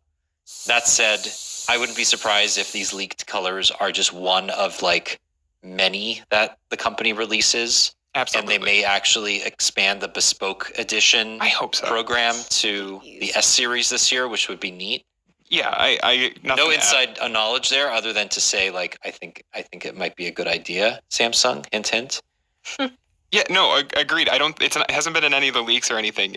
I think that they should. I think it would be a good idea for them to make custom S23 choices more available. And I think more colors is better, always, even if I like this green. But yeah, they're Samsung phones. They look almost identical to last year's, minus the changed camera bump on the smaller two devices. I hate it so much. It's good. Cases are either going to be, you will never see the color of this phone because they are going to do precision cutouts around the cameras, or you're going to just have these big gaps that are dust magnets between all your cameras. Personally, I think it's a bad... I mean, I know why they did it. I know it's to tie the Ultra design or closer to the S23 Plus and regular, but the camera bump or the whatever you want to call it, the like module of it from like the S20 and S21, like that was like kind of an iconic look. Like it was very recognizable in a way that I think it's a bad idea to ditch, but I don't know, whatever. It is what it is. Well, also, I do believe part of this was that since it was one single like module housing all the cameras, if you hit the camera module wrong, it broke all three cameras, and this way each one's individual, so ideally you could break one but not the others. Yeah, that could be but why. At the same time, given the positioning of the camera modules and how little they stick out from the phone with the S23, with the S22 Ultra, and I'm guessing with the S23 Ultra because the renders don't show any like big portholes or anything, I don't know how much of an excuse that is in order to do something that just looks a little too plain. It looks very plain. And not entirely thought out. Well, and the other issue is it looks that unfinished. We've seen the A14 at CES, and then we've seen leaks of the A54. So we've seen the two big A-series entries for 2023. And they kind of have the same design of like, we're going to do like the single cameras lined up like on the S23 leaks. And so like they're all... Samsung is like unifying its design language for all these phones from the S series to the, even like the foldables kind of, or at least the Z Fold 4 kind of does this, but like they're clearly trying to like make these like single no bump, but they're raised camera lenses. Like it's design language, but when you're doing it on all of them, it just makes them all look really generic. Well, but the Fold at least still had a little bit of a bump around them. The Fold 4 at least still had a little bit of a module, and that one was tolerable. Because, it was a little bit raised. I'm looking at it now. It looked more polished. I completely forgot, And this just doesn't... The way they did it on the Fold 4 is how I wish they had done it for the S23 series. Well, the Fold 5 will look like this. I guarantee. I'm calling it now. Yeah. I'm calling my shot now. But if you're going to make the S series and the A series look like this, I'm pretty sure you're going to make the Z series look like this, too. Although for the Flip 5, we could maybe be wrong. I'd love to be wrong, and the Flip 5 to, still have... It'll have to have its own look, just based on the design of that. Cover screen. Yeah, exactly. But, yeah, that's the S23. I didn't mean to rant about it for 10 minutes or however long this has been. But, yeah, we'll see it in less than 3 weeks, so... I'll be honest, I'm less excited about this phone than I've ever been about any S-series phone ever, basically. I've bought every single Pro or Ultra S-series phone since like 2013, and I think this will be the first year I don't. Well, you just said you have an S22 Ultra. Why what because is I here? always got the latest and greatest. Wait, but what's here to make you spend $1,000? Yeah, nothing, zero. I mean, that was it, right? I always did the same with the foldables. I've upgraded every year since that. I don't see the 200 megapixel camera, like. Okay, but sure. Big numbers don't mean great photos. We have seen that time and time again. Well, it's not how big the megapixels are, it's how well you can process them. The S22 Ultra takes like pretty good photos too. Again, there's not a reason for anyone sensible to spend $1,000 here. I think it's interesting that it looks like along with the iPhone, so the iPhone 14 Pro series has been a letdown in some respects because the dynamic island didn't do as much as Apple purported it would do. Sure didn't. there's been some funkiness with the camera, and the performance of the A16 wasn't improved over previous generations. Like, I think Apple tried to do a lot of things with the iPhone 14 Pro that didn't work really. And it will be interesting to see whether Samsung does stuff with the hardware that we don't know about, or if it's just very much, here's just the S22 Ultra with minor tweaks. And if we catch you in an upgrade cycle, great. If not, like, go, whatever, buy the foldable in August. Like, it does seem like they're there. They don't care which Samsung phone you buy as long as you buy a Samsung phone. The trade-in values we've seen over the last year certainly bear that out, because if you tried to trade in a phone that was more than 1 year old, you didn't get anything for it compared to if you went to a carrier. Like, consistently, the best deal for the Galaxy S22, the Galaxy Z Fold 4, the Z Flip 4, consistently the best deal was just going to your carrier, turning in your current phone, so long as it was less than 4 years old, and just walking out with a new phone. Or maybe paying like $100 or $200 for the Ultra, probably paying $600 for the Fold 4. And through Black Friday, through all of the deals that Samsung has done over the last 6 months, I'm not confident that we're actually going to see very much of an incentive to upgrade to the S23, which is a shame because the S22 was not a strong, upgrade push. So a lot of people have S21s that they're going to be wanting to trade in. It's been 2 years or it's been 3 years since the S20. It's time. And I think a lot of those people are going to end up disappointed, including me, because I have an S20 that I wanted to trade in this year. I know at least 3 people holding on to Note 10s, and if Samsung had been smart, they would have just added back a micro SD card slot to the Ultra, and I think all of them would upgrade. Yep. I don't understand why they're holding out on, I genuinely know people who won't do it because they're like, even the headphone jack, I think they could maybe live without, but they're like, well, I like having an SD card slot. And even if I'm like, yeah, but you probably don't need it. They're like, yeah, but I want it. And that's just where the conversation ends. And we've heard rumors that this series will actually start at 256. Yeah. Or at least the S23 Plus and S23 Ultra won't have 128 gig SKUs. And you're right. Should have been across the board. I hate that the small one, they're starting at 128 for, it's going to be $800. But that, nobody, it's more than enough. It's more than enough. It is. People who want an SD card slot want it because they just want to max it out. They just want a terabyte for shits and giggles. I don't see people using up that much of their storage. And if you do, what are you putting on it? I agree. I'm just telling you what I've heard from people I know in my in real life who are like, yeah, no, I want my phone with an SD card slot and preferably a headphone jack, and those options are just growing slimmer and slimmer by the month. Yeah, look, Samsung has acknowledged that there are a lot of Note users that they want to upgrade to the Ultra. That's just a thing that they want to do this year. So putting back the SD slot might actually get people to switch. I think upgrade. it would. But they won't. They won't do it. And we know they didn't do it because it's just the renders have leaked in such detail that we're like, yeah, there are no slots here. No, that's never coming back. There are, look, I'm sure Apple even has made concessions around the MacBook Pro and stuff, but SD card slots are never coming back to phones. I think that's just, that train has long passed. So I agree. I don't even find them. I don't find them particularly useful unless you're really trying to download your entire Spotify library, or I don't know.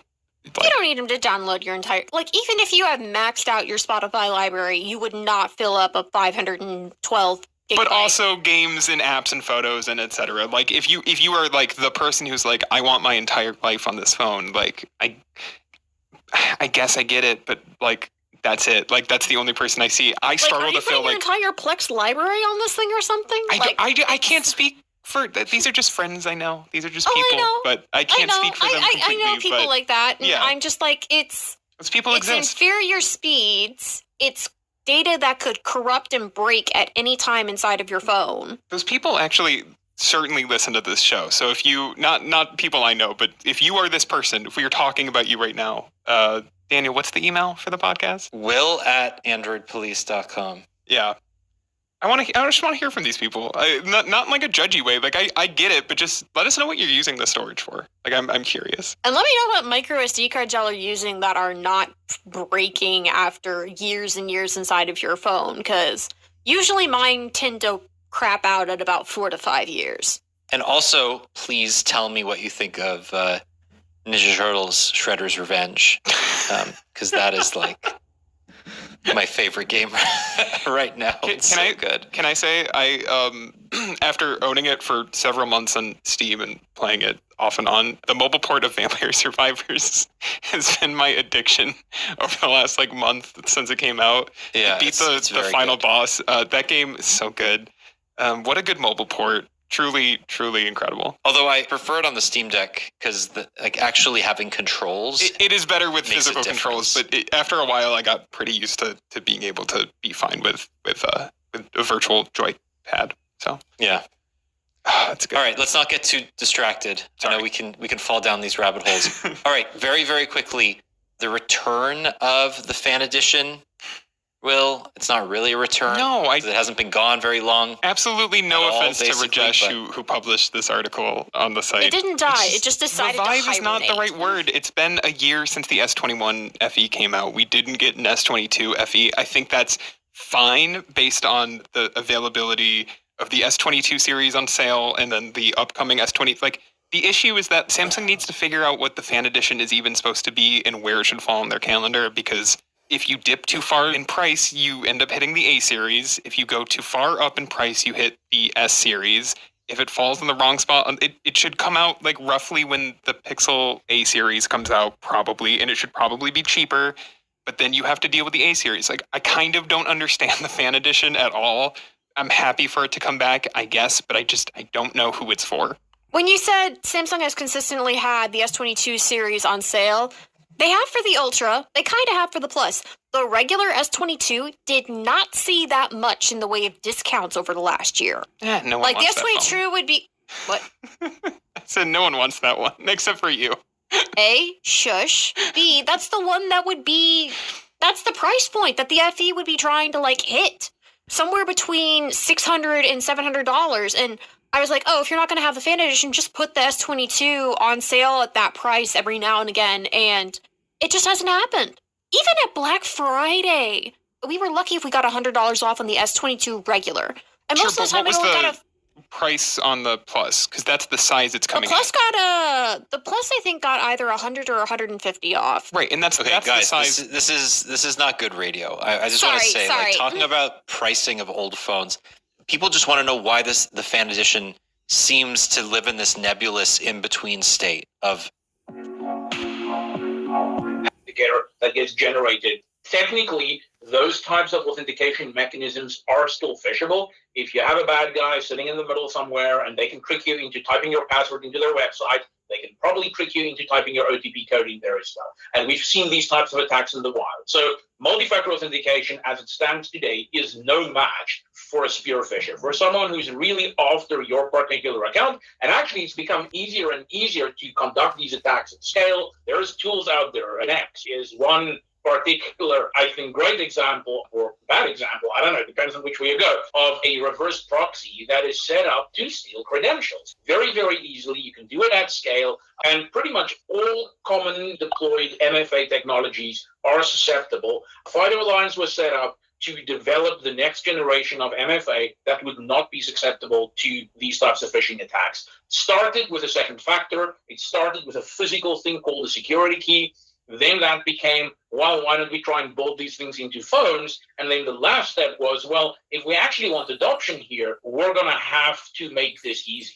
And the companies that joined up in the FIDO Alliance, I mean, this didn't happen overnight. There was a bunch of companies in there. Google joined about a year or a couple of months after FIDO Alliance inception. Microsoft joined later on. And then, again, a couple of years later, we had Apple also join. We have many, many other member companies. That's more what we call in FIDO language relying parties. Those would be your Meta. It would be your Salesforce, SAP, typical companies who would use the technology. You also, of course, for anything like this to really succeed, you need the platform providers, the folks who provide the computing platforms which user uses. And roughly those are Microsoft Windows, Android operating system, iOS, macOS. Those are the places where users are. Of course, there are other as well, but these are the main operating systems that users find themselves on. You want this technology baked into the platforms directly. You don't want to have users go download things and figure out how to set stuff up. This just needs to be secure by default. It needs to be built into the platform. It needs to be there.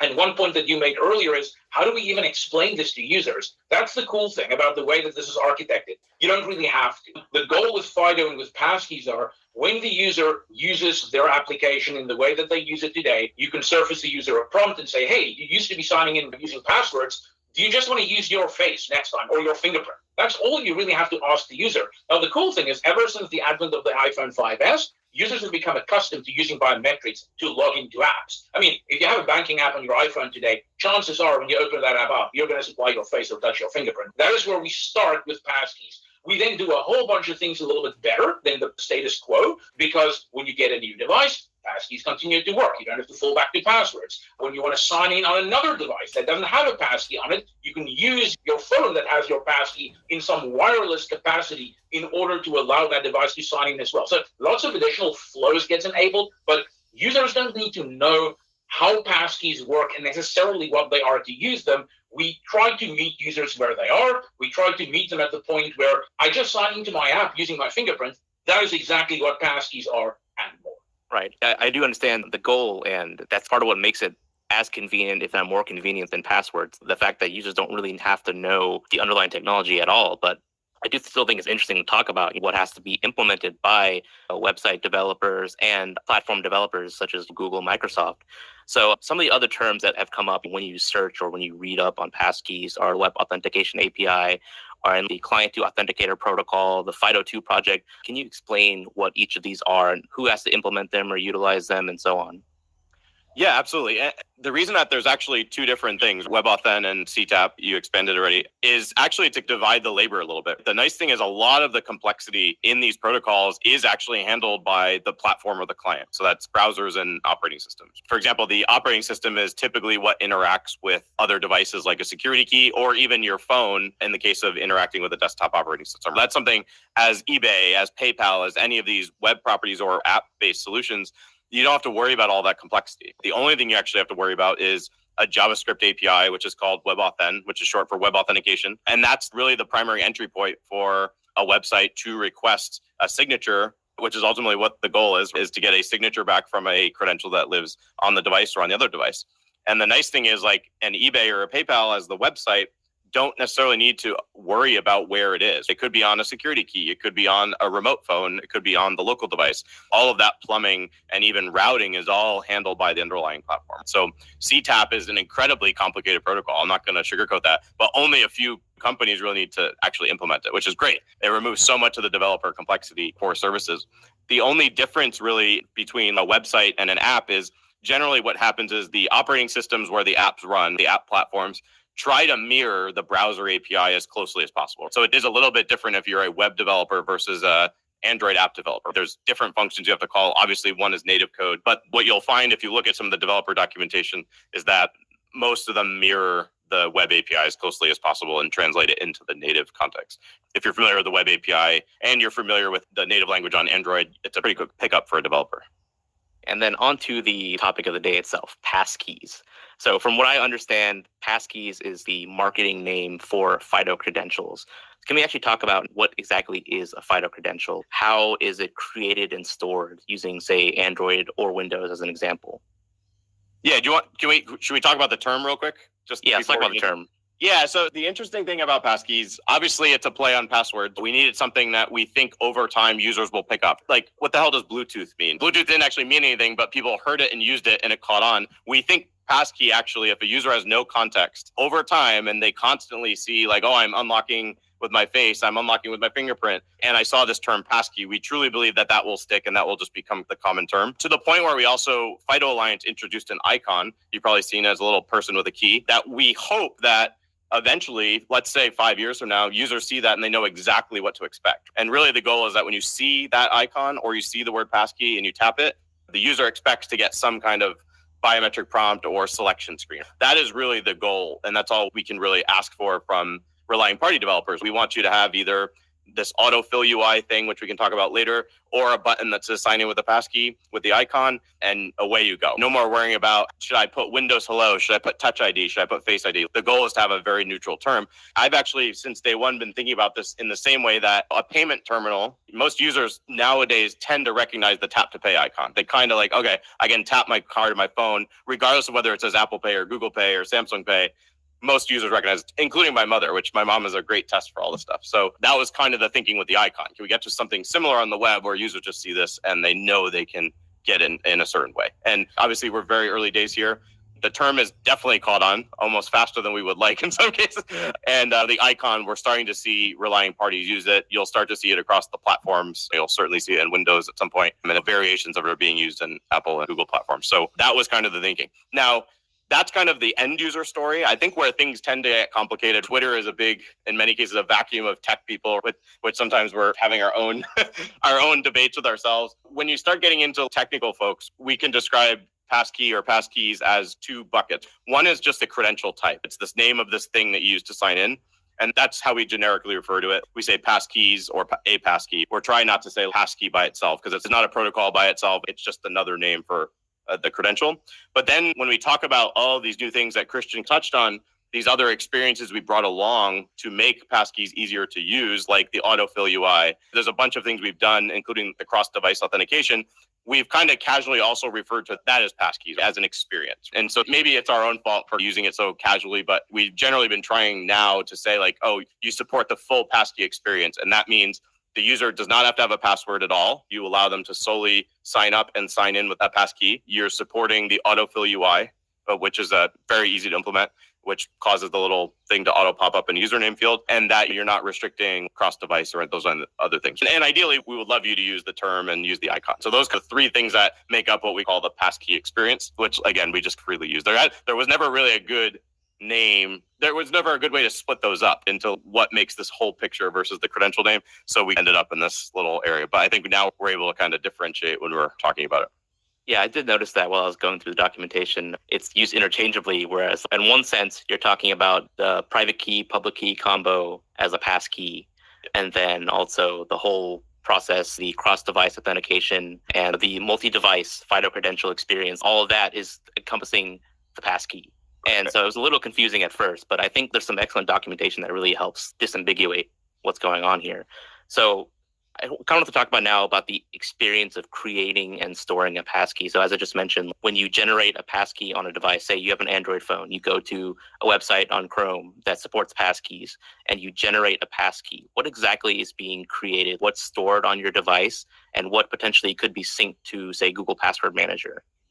Great, happy to take that one. So essentially a passkey consists of a record which has some metadata associated.